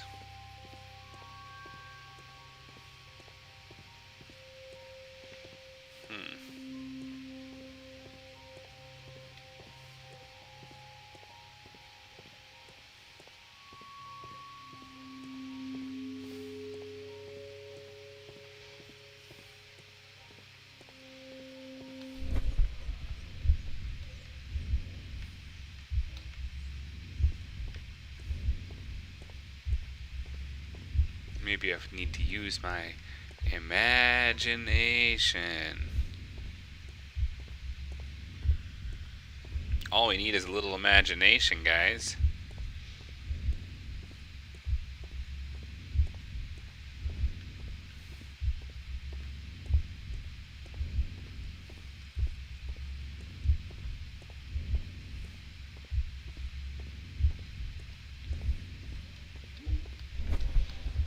Wait, do I need something else? Oh, I gotta recreate the fireworks. That's gonna be with the flare. Oh my god, I'm a fool.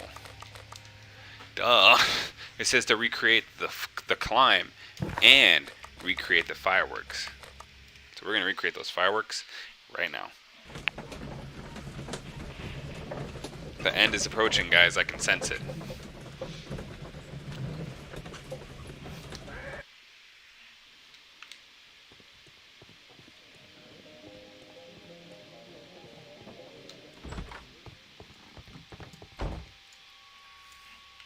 This is exactly what we need in order to imitate the flash of the fireworks. I don't really know why that's necessary. But you know what? I'm not going to question his methods. He's the best detective ever. There has never been a detective better. Yeah, I have this whole other doobie that I've been saving. It is I believe it's a hybrid. Yes, it's alien cookies hybrid.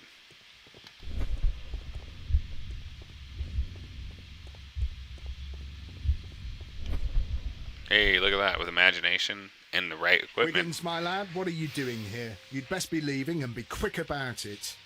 I've done nothing wrong. You'd learn more by watching Mr. Holmes. He knows exactly what he's doing. Not like you. Oi, watch your tongue. Hey, roast the popo.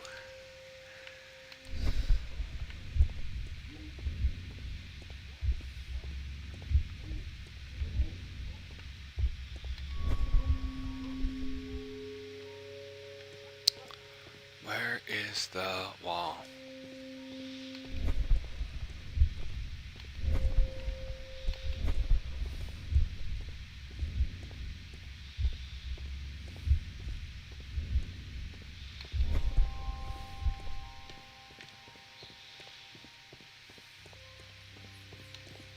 Oh, we gotta talk to the constable. Duh. I knew that. Constable Marrow, Watson, I would like to perform another kind of reenactment with your help. I'm listening, Mr. Holmes. I want to check if Leighton's testimony can be trusted. If someone could vanish into thin air at a specific moment. Look at that, dude. But Holmes, I don't see how. I am going to be the mysterious gentleman whom Leighton followed. I will stand exactly where he saw him before he was blinded by the flash. Watson, you will be Leighton. When I fire the signal flare, you should start to chase me. I understand, Holmes. You, Constable Marrow, just play your part and do exactly as you did. Just, please, wait 5 seconds after the signal flare. I doubt that Polly Powell would have screamed any earlier. As you say, Mr. Holmes. Let us begin then. Catch me if you can. Ooh. That's a little weird, but okay.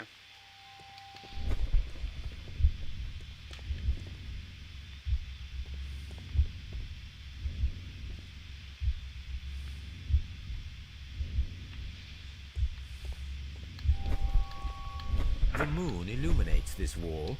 Anyone trying to climb it would be easily spotted by Constable Marrow. This wall is cast in shadow. It would be difficult to see anyone scaling it. Let's do it. On your marks. Get set.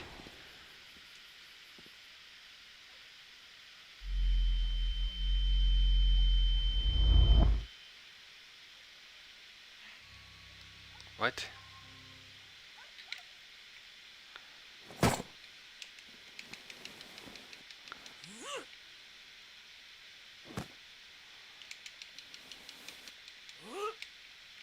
I can barely see anything.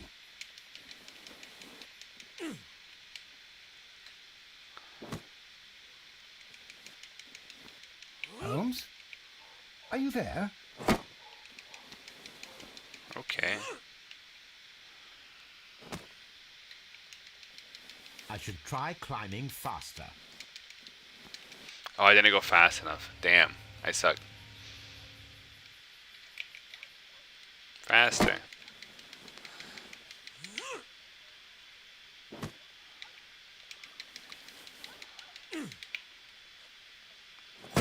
I can barely see anything. Quickly, quickly, quickly, quickly, quickly, quickly, quickly, quickly, quickly, quickly, quickly, quickly, quickly, Holmes?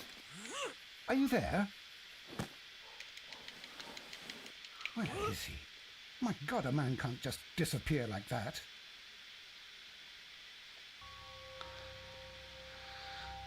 Okay. Holmes? Holmes? Where are you? I cannot see you, Mr. Holmes. Dr. Watson, it seems that Mr. Holmes has disappeared. Don't worry, gentlemen. I am up here, above your heads. How on earth did you get up there, Holmes? I am using crampons and a climbing axe, although the person we are looking for did not leave any traces of such tools. Constable, is there any way to get to the top of this building? Yes, Mr. Holmes, I can show you. The door to the building can be found from Whitechapel Street. Gentlemen, I am on my way down.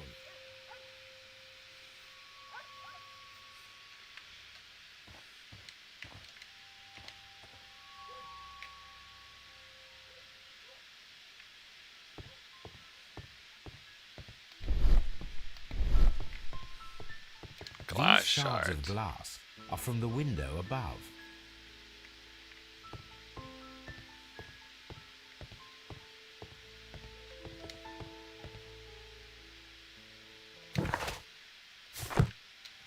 Oh, I didn't finish checking the attic.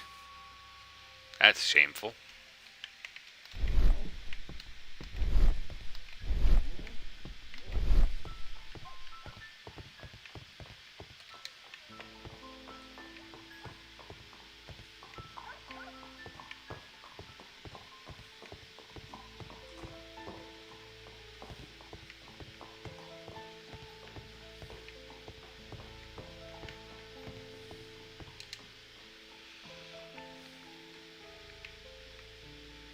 Someone broke through the window to get inside the attic, but in his haste he ripped his jacket. A clue.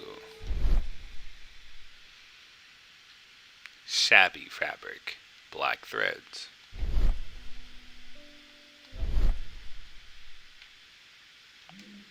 A cluster of thick black threads. They're unusually strong. I should check them examine under the under microscope. Alright, we're almost to the end. We can conclude that the person whom Leighton saw climbed up the wall, broke into the attic window, and escaped through the hatch. Okay. Wall climber, Leighton's statement. It adds up.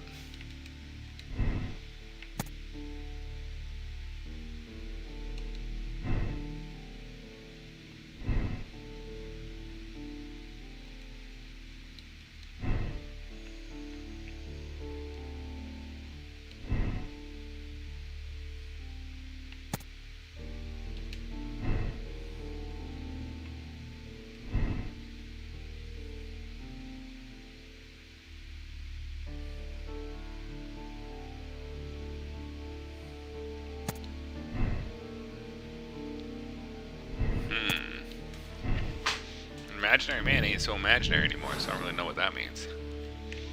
Let's go back to Baker Street and investigate. Oops, that's not where I wanted to go at all. Well, while we load there, we will see if the long lost art and the wall climber are connected. And they are not. Onward. Continue. Fine, while we're here, we'll question the young lad.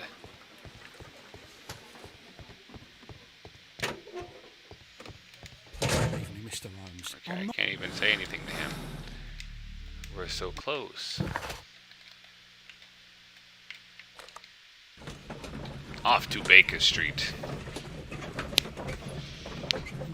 Get ready. Here we go. There we go. Cool. We're here. Let's check out these threads under the microscope. Let us take a closer look.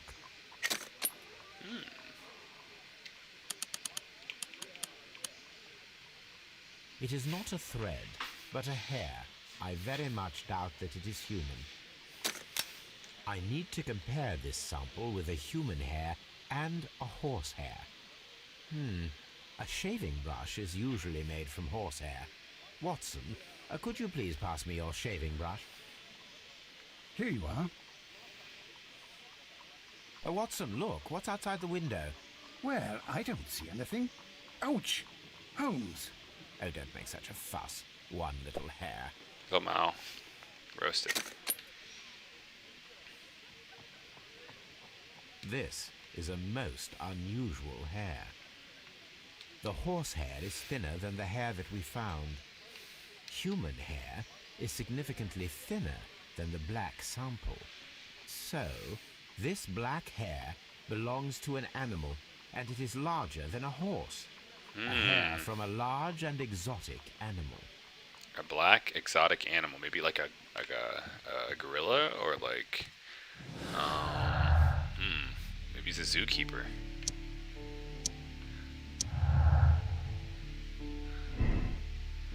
A circus acrobat. The man who vanished from the crime scene at Half Moon Street could be a circus acrobat. He managed to scale a 30-foot wall high in a matter of seconds. A hair from a large exotic animal was found on his discarded carcass. What if it's like one of those elephant hairs? You know, elephants have hair.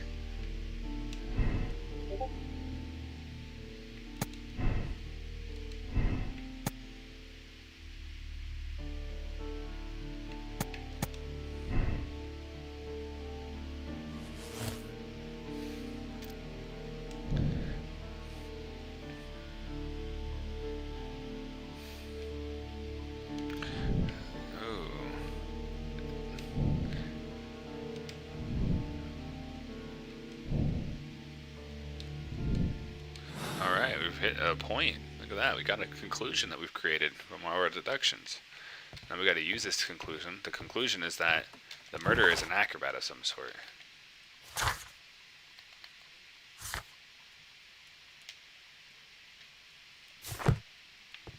Come on, Wiggins. Wiggins is currently at Half Moon. To Half Moon Street, then.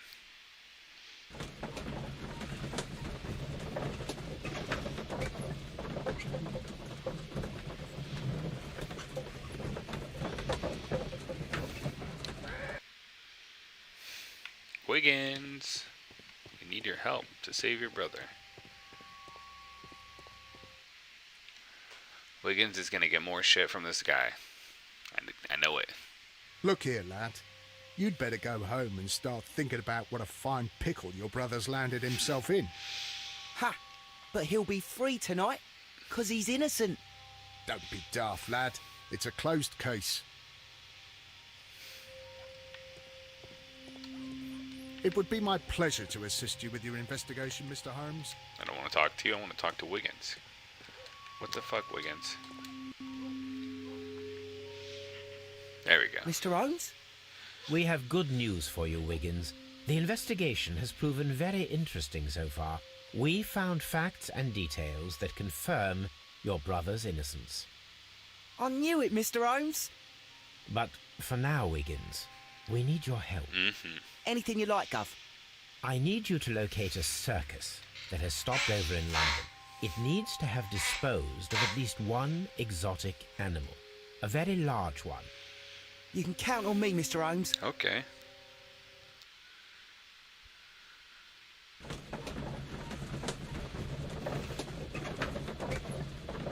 Oh, so the last mission involves the circus. Hey. All the circuses that exist nowadays are creepy as hell. The next morning, very early.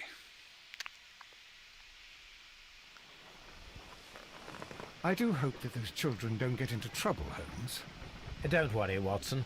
I predict some news in 7 seconds. Mr. Holmes, we found it. Here it is. Elephant, I called it. And this is a young Indian elephant, the highlight of the show.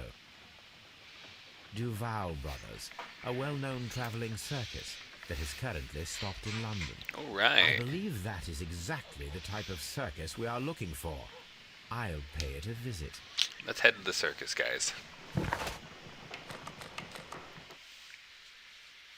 We're about to exonerate this fool. I almost said this cool fool. Then we can start a new game.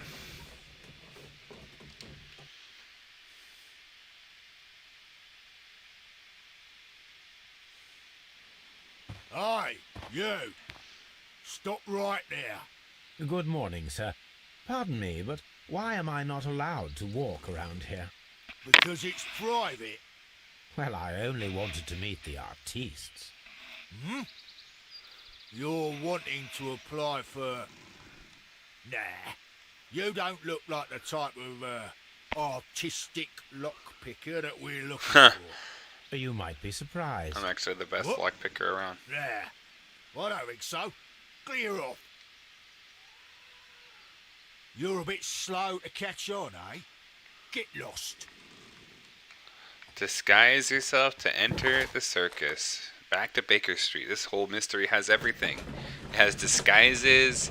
It has everything. Let's throw on a disguise, guys, and sneak past this idiot.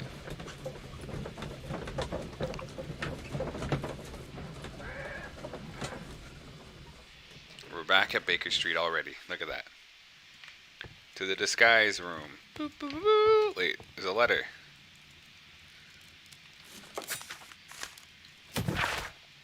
Sensational and exotic method of murder. The arsenal of our present-day criminals may soon be refilled with poisonous plants. A young and beautiful woman, in collaboration with her colleague at Kew Gardens, planned the terrible murder of their director, Mr. Montague Dunn.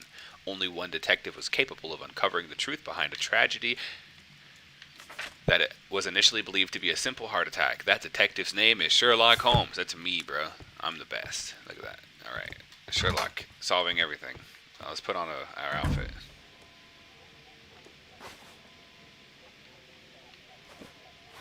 Which hairstyle would be that of a lockpicker?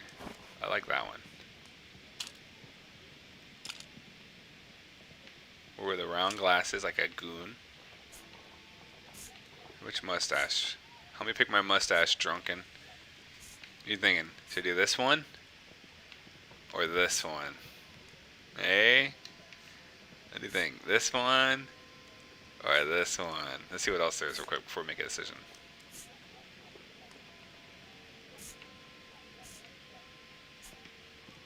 Lamau.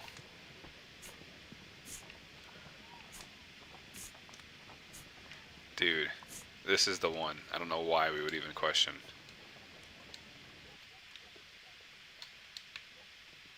Yes, Detective Sherlock undercover.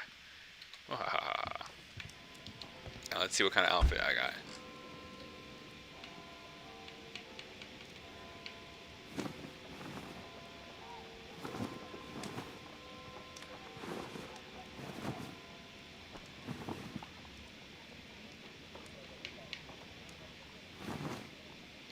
Or the light suit. Look at that. Don't even look the same. I'm a new man. No one will even recognize me. How's he gonna say no to this beautiful hunk of man? I highly doubt that a lockpicker would wear an outfit like this. What a hater. What kind of outfit would a lockpicker wear then?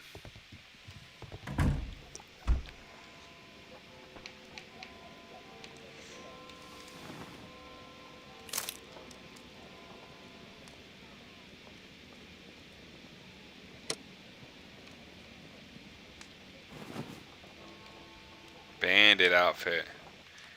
That's the key. Living like a bandit. Among thugs, I don't want to arouse suspicion. Oh, the glasses is the problem.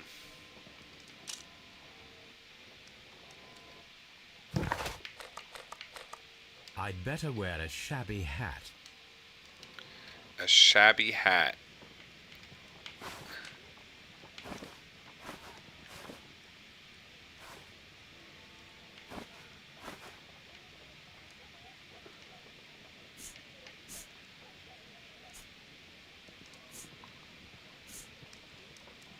There we go.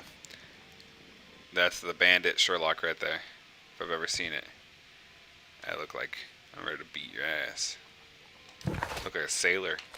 I'd better wear a shabby I hat. am wearing a shabby hat. This hat's not shabby enough for you, bro? Wow. What's this hat even? What even is this hat?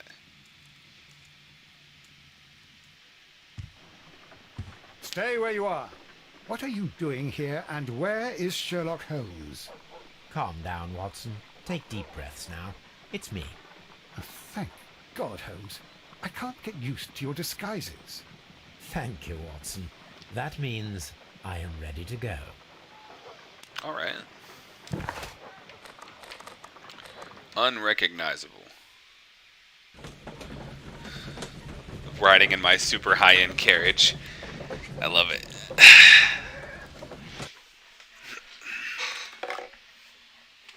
Who are you? What's your name? My name is Nigel. I'm here to open the locks. Talented, eh? Let's see. Go inside the marquee and show yourself to Charles Foley. And I'd highly advise you not to trick him. Got that? I've got it. Sounds good.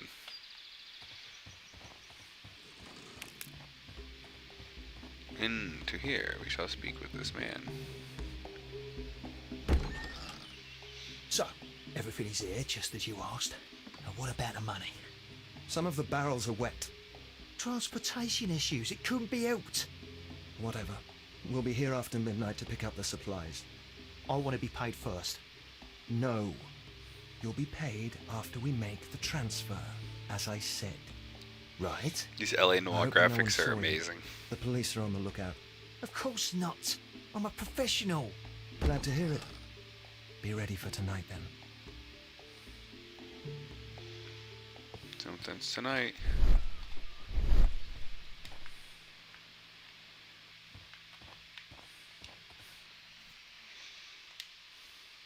This wooden barrel is damaged. It is difficult to say what is inside. There is a spot on this barrel that was intentionally painted out.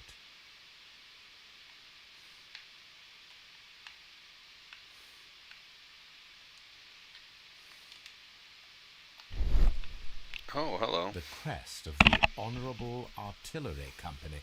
Could it be gunpowder? I need to be sure.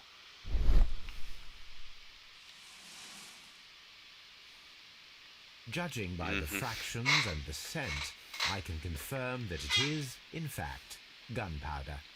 All right. Whoa, whoa, whoa. What was that I just missed? The barrels are roughly clustered. It seems... Okay, there we go.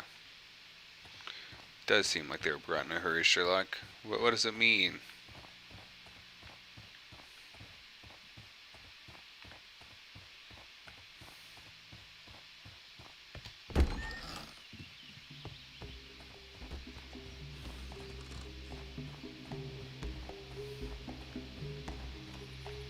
Where the hell am I supposed to go?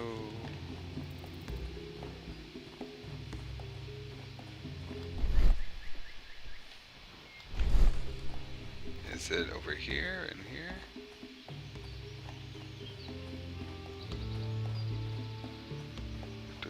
Do.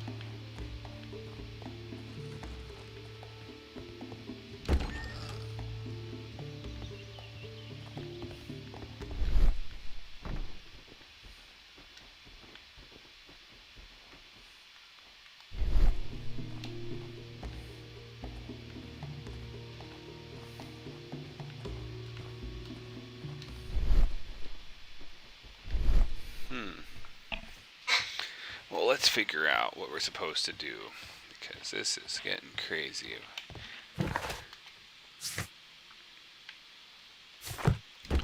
Who's Charles Foley?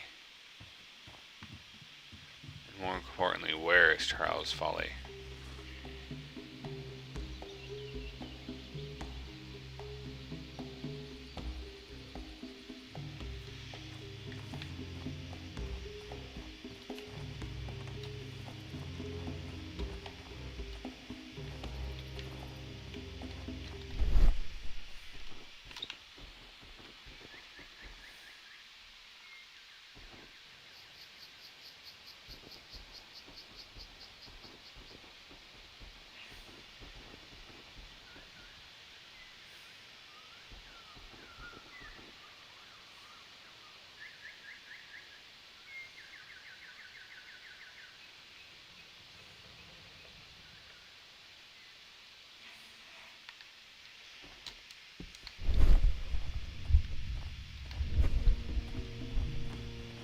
Charles Foley is inside the marquee.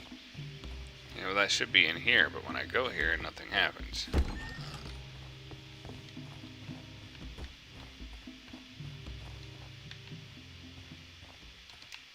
Oh.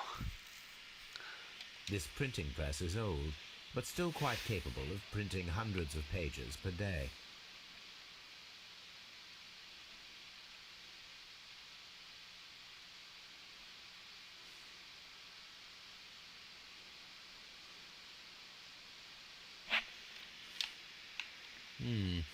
There are enough posters to paste across half of London's walls.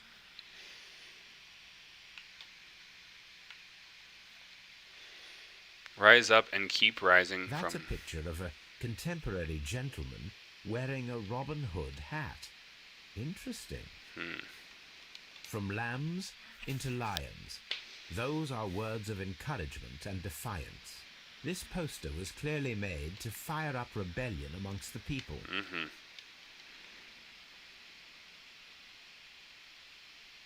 Powder kegs, a printing press, and a great many blank papers. All of this was stolen by the merry men quite recently. And these poster samples. I am quite sure it is not a coincidence. The merry men are planning some sort of sabotage. Stop right here. Who are you? Are you Charles Foley? Maybe. They say that I can open any door. Do they now? We'll see that lock near the chains on the table over there. Open that. Easy. Let's see. The earring doesn't tell me anything about you. That should be like a big indicator as to who you are as a person. Complex key, protected safe. Recent trauma. Bulldog revolver. He's cutthroat. Wait, what's that?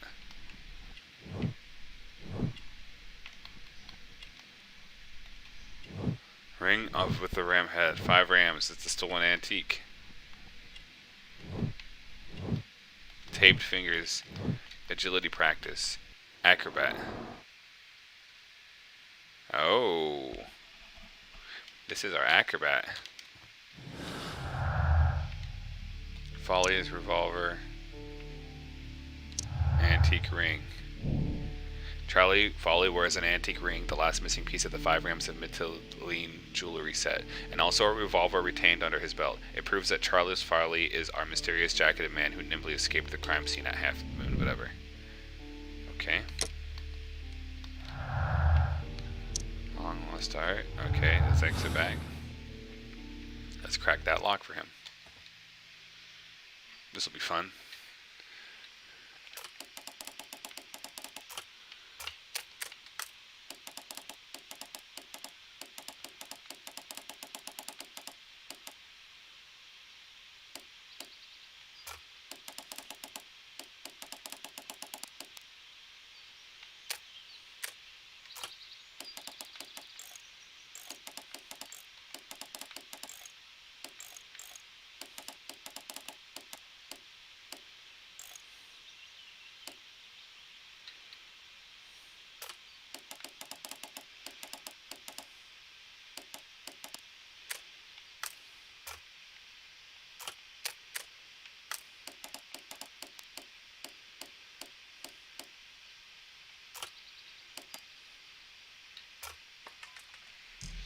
Easy peasy.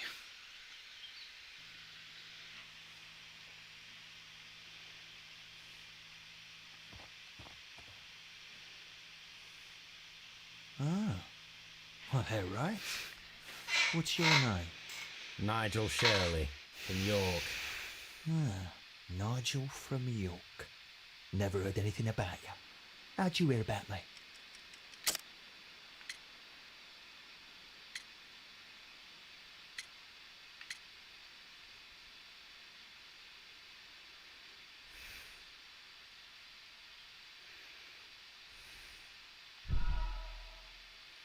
I picked the wrong one. No. Nigel from York. Never heard anything about you. How'd you hear about me? Jailed thief? Yep. It's a long story. I met your brother, Vincent the Butcher Foley, in prison.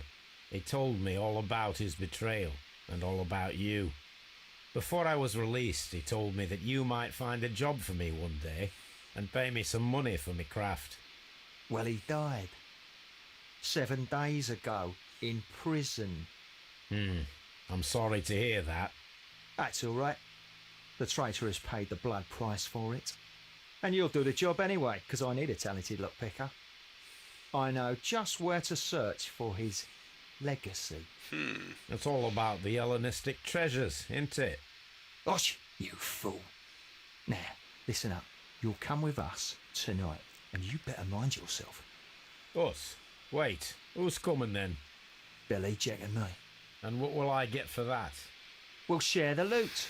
The one you seem to know about. Right. Wait for us at the abandoned manor house on a corner of Ladbroke Grove and Kensington Park Road at midnight. Deal.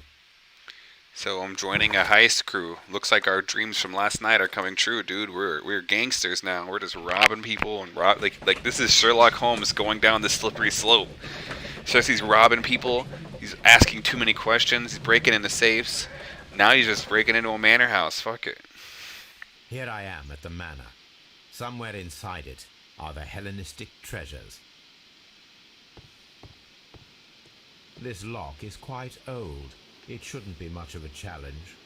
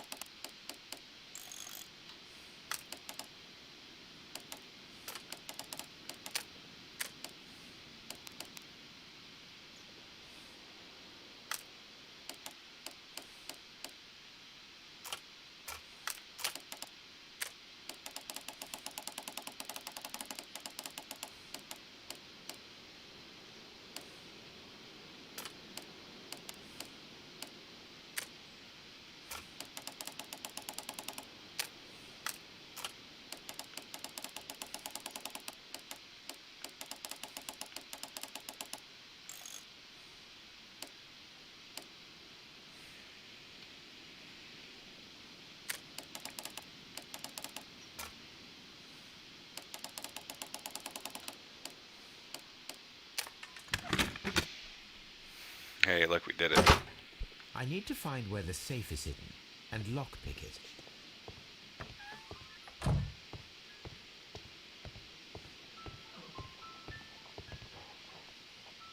This cupboard is an absolute... Several books have fallen. It seems as though this cupboard can be moved. I'll give it a try.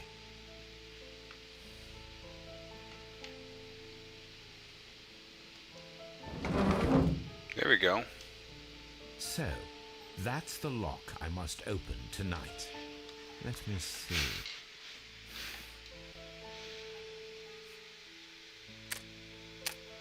Wow, the final puzzle, it seems like. This is crazy.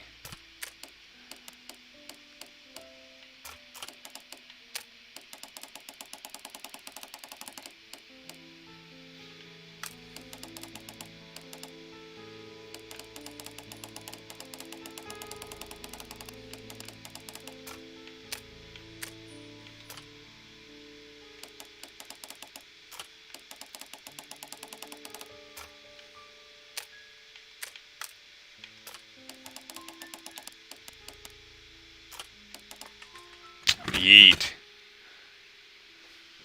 How quick we did that. Let's see what's inside, eh? Open, says me. Another lock. And I won't be able to pick it. I recall that precious key around Foley's neck. It might prove a decent fit. I suppose they hired me to only open the first lock. Let us wait for the thieves, trap them, and find out. Ooh. Let us check the thieves' possible escape routes in the event that they are caught off guard by the police from the front door. This door is a perfect means of escape in an emergency.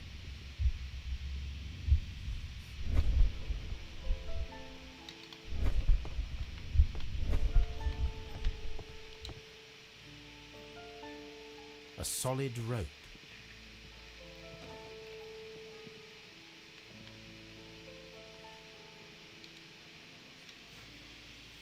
This should be useful. It's like a whole chair. This door is a perfect means of... A solid rope. Let's just keep looking around then. The ground floor window is a perfect way to escape the police. The ground floor window is a perfect way to escape the police. Okay, so we get it. The thieves won't attempt to escape through the front door if the police are right behind it. Second story. Although this window is high above the ground, it would be possible for one of the thieves to attempt to use it for their escape.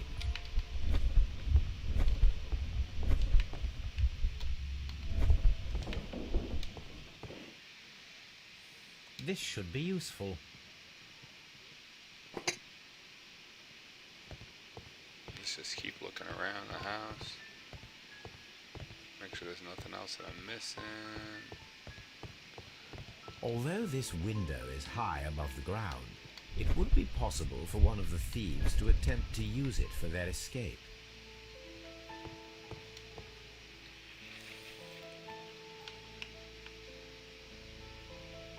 Drop bead necklace. Wow, that's One step we're home aloneing these guys, dude. We're literally home aloneing the bandits as Sherlock. Else my plan will be ruined. All right, let's head back downstairs.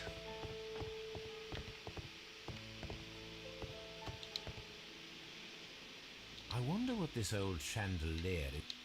I wonder what this...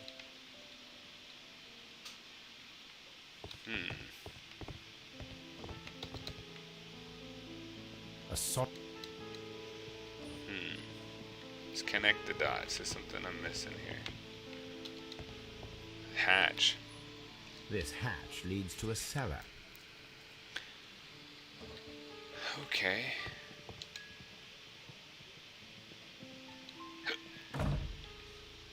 The door is now blocked. Cool.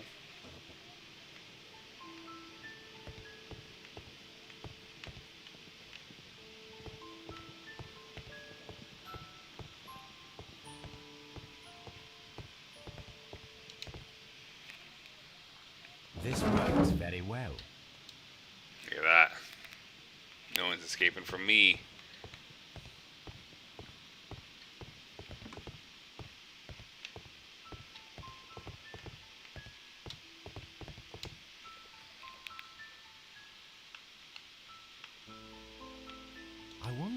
I wonder what... Is there like a point where I have to look at on the roof?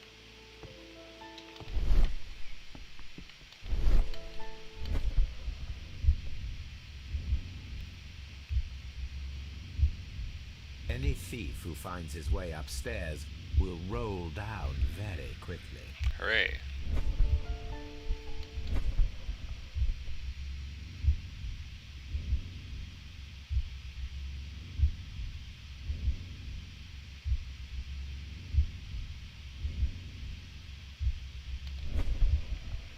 Okay, so do I get rid of this thing or what?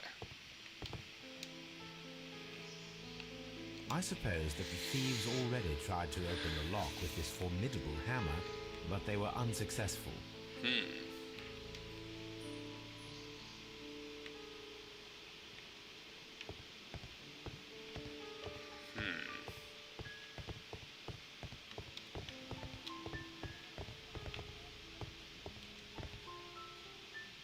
This should be... Really nice.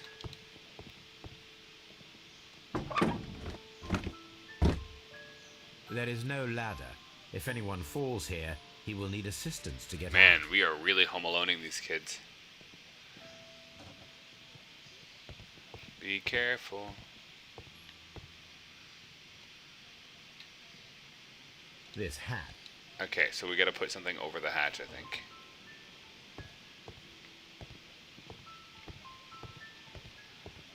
Let's take a look around and find something we can put over it.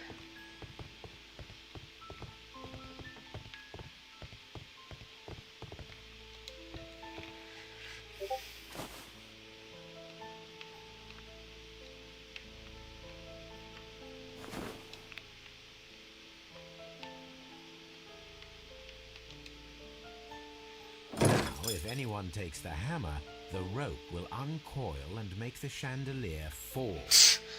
Look at that. Home alone, bitches. The door is now blocked. And we're missing 1, If he runs through the dining room and takes a sledgehammer to force open the door, the chandelier will knock him down. We're just 10,000 IQing these guys, bro. What a surprise.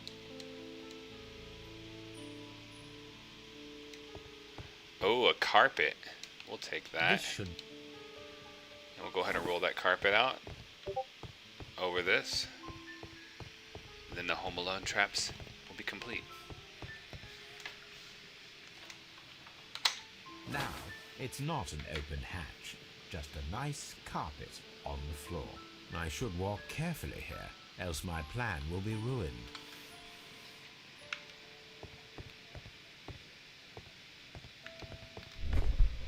Look at this poor dude. He's gonna like break his neck. Now, if a thief runs through the kitchen, he'll pay a surprise visit to the cellar. He's just trying to The murder traps these for my guys. circus companions are all prepared. I can leave now, but I'll return later with Charles Foley and his companions. We Home Alone in these kids, guys. Alright, let's catch these dudes in the act. I'm ready. Police! Police!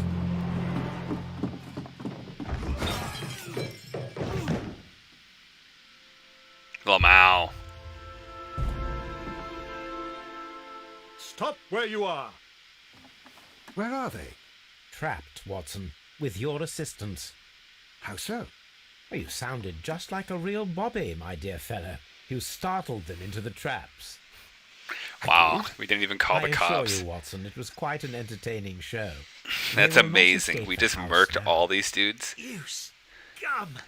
And this is the pistol used for the murder in Half Moon Street. Look at that. How do you know about that? Look at that. Have you closed the case yet, Sherlock? He's like, brother. Mycroft, what are you doing here? Did you follow me? Lamau. Sherlock, it may seem that I used you, but you should be pleased to know that you have served our queen well, in this instance. So now, let us catch the big fish. But this man is not one of the merry men. No. Then why exactly are we here, Sherlock? This gentleman, Charles Foley, has been involved in a double murder, and the hunter of a set of valuable antiques, the Hellenistic treasures, which disappeared in a theft many years ago. You're no better than the coppers. Lamau. Open.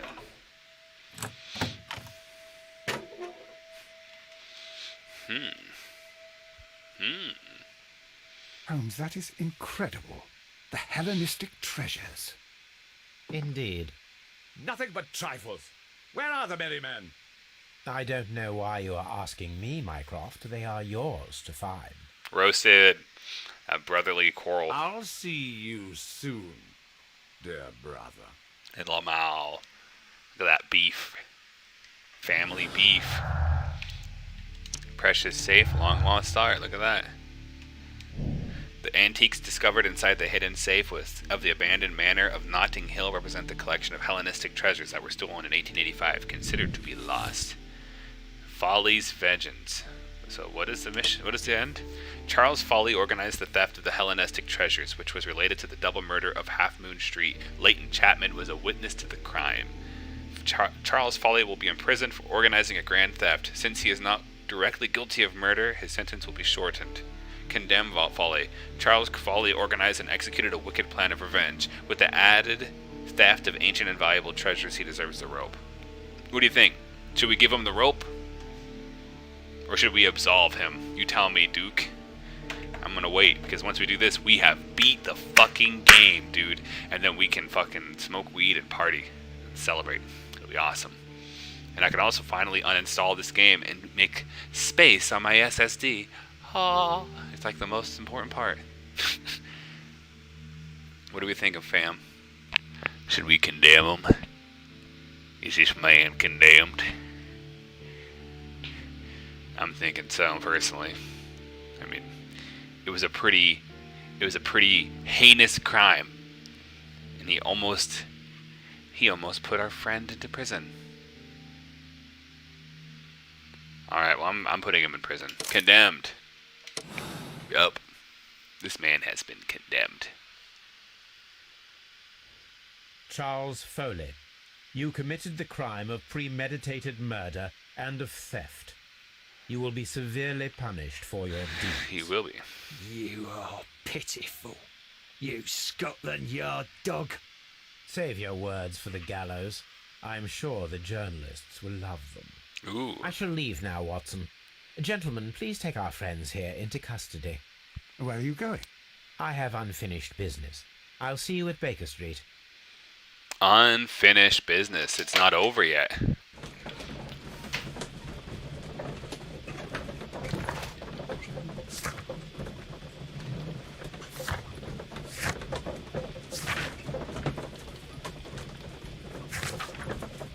I'm a just man. Look at that. In the end, I'm just. I like it.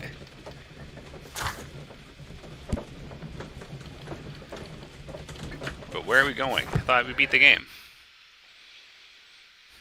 Final cutscene?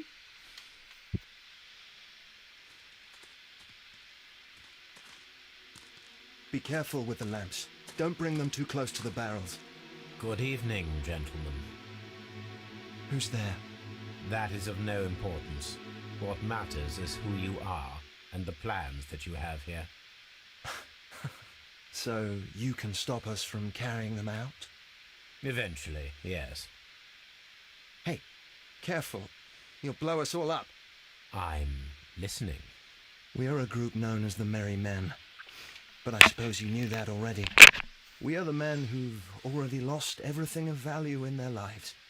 We are ruined shopkeepers. We are workers who were fired from their jobs. Honest people who were robbed. We were forced out from our homes and thrown onto the street. And all of this in the name of the so-called law. The laws that were set out by our government. The laws that make the commoners only more vulnerable and the wealthy more protected. Sounds familiar. We are not only from the British Empire. Some of us are from the New Lands, America, Australia, and we are many. Ooh. But men we are still, and we are merry for that we stopped being afraid. For those powers that be had done their best to plant the fear inside our souls, and we accepted it so easily. The fear advised us to keep our heads bowed. It prevented us from fighting. Bankers and politicians, they own our lives, our work, our bread, and they push us to compete between each other, just to see who may serve them better. But in the end, they are the few, so they are weak. They are nothing without their titles. We should not fear them. Our so-called masters should fear us instead. The time has come for our group to stand tall. Our great and many merry men. We are going to blow up the London Stock Exchange. No lives shall be lost. But ownerships, debts, and property titles? They shall all be destroyed. They're only papers, after all. So many people will be freed over this night. That is a radical step to take. What result do you truly expect? Chaos. But soon people will understand that they are free, and that they don't belong to anyone. This is like... They will be able to work for themselves. Am together, I watching the without Fight letting Club the rulers plot? dictate what to do, and finally justice will arise. What you are intending to do is a crime. It is not justice. How do you see justice, then? Kids go to prison for a loaf of dry bread. And how many lords do you see punished for stealing from their people? Sending them to their deaths in mines or overseas to fight for land? Our masters wouldn't hear us. So now it's time to sing the song of the merry men. Will you let us do our duty?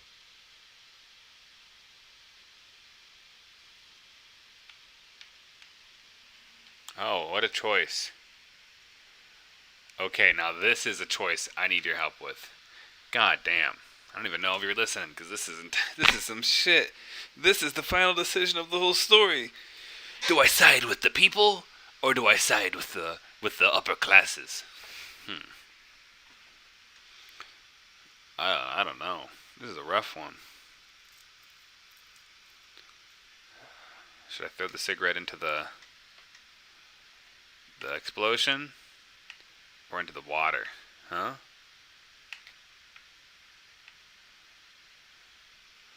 Which one there, Duke or Tokyo or whoever it be? I want to hear from you. I want to hear from the fans, from the followers, from the watchers, from the friends, from, I don't know. I just want to help making this decision. It seems so finite. Let's see. Oh, this is hard. Is there a third option? What if I look around?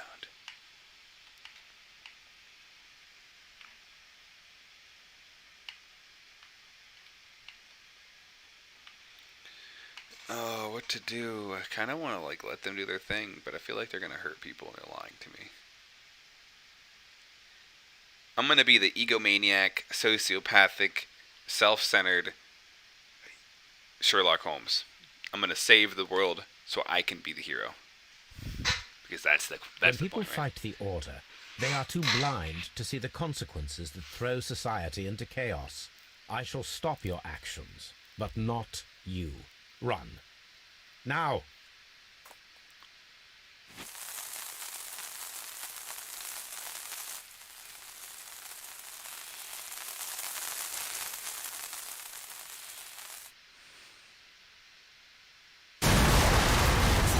How did I get out of there in time? That's the real question.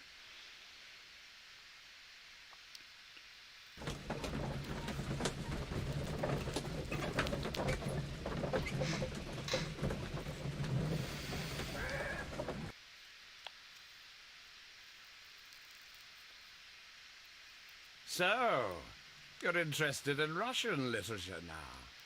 Quite, lately. It is an interesting book. I remember a few lines. Really? I tried reading it myself, but I had a hard time understanding it. Yes, Doctor. It's about intelligence. Sherlock, I vaguely recall one of the lines. Sometimes it takes something more than intelligence to act intelligently. There were also a few words along the lines of, pain and suffering are always inevitable for a large intelligence and a deep heart. Tell me, Doctor, does my brother show any signs of pain or suffering? Not that I know of. Because you see, Doctor, behind all of his masquerade, my brother does possess a deep heart. So deep that he does not recall where he places his love. Well, I'm sure that... His love and his duty that, in the first place, should be directed towards the Empire. For without it, we would be nothing. A country filled with uncivilized men. And the Empire needs order and discipline. It has no room for chaos. People who commit crimes, or at the very least intend them, deserve punishment, Sherlock. Without justice, there can be no civilization. But we serve the truth, not justice. Your truth, Doctor, that may prove immoral. Allowing people to terrorize London, destabilizing the whole empire.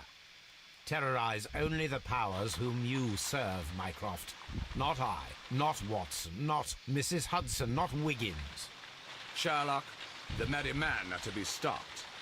Not by me. You created the merry men. Stop them yourself. Only make sure that you don't create 10 more merry men by arresting the one. Ooh. Good night, Dr. Watson. Anything in the Beef. post, Watson? Any clients worthy of our attention? Only a second reminder from Mrs. Hudson about our new neighbour. She urges you to remove your... Oh, I don't care about that. Holmes, the lady who will be moving in shortly has requested the use of our spare room to place all of her boxes. Wait, what? A lady? Weird. Charlie Folly executed.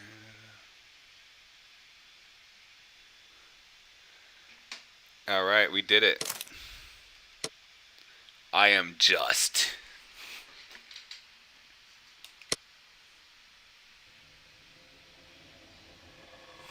Look at that. We did it, guys. I'm pretty stoked that we finished this game today.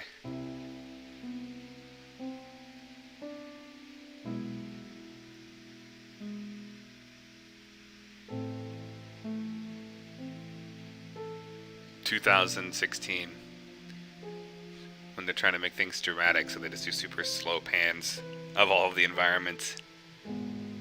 Oh, with a little effect on the dude that died.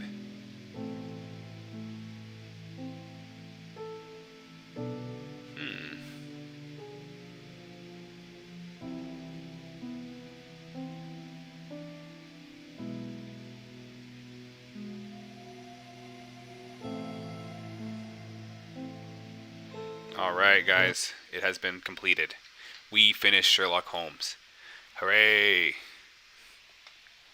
Later tonight, let me see if I can get my camera to fix it. I've been getting all lazy with this game since it just requires me to sit back. The next game we're playing, this next game I cannot be lazy in.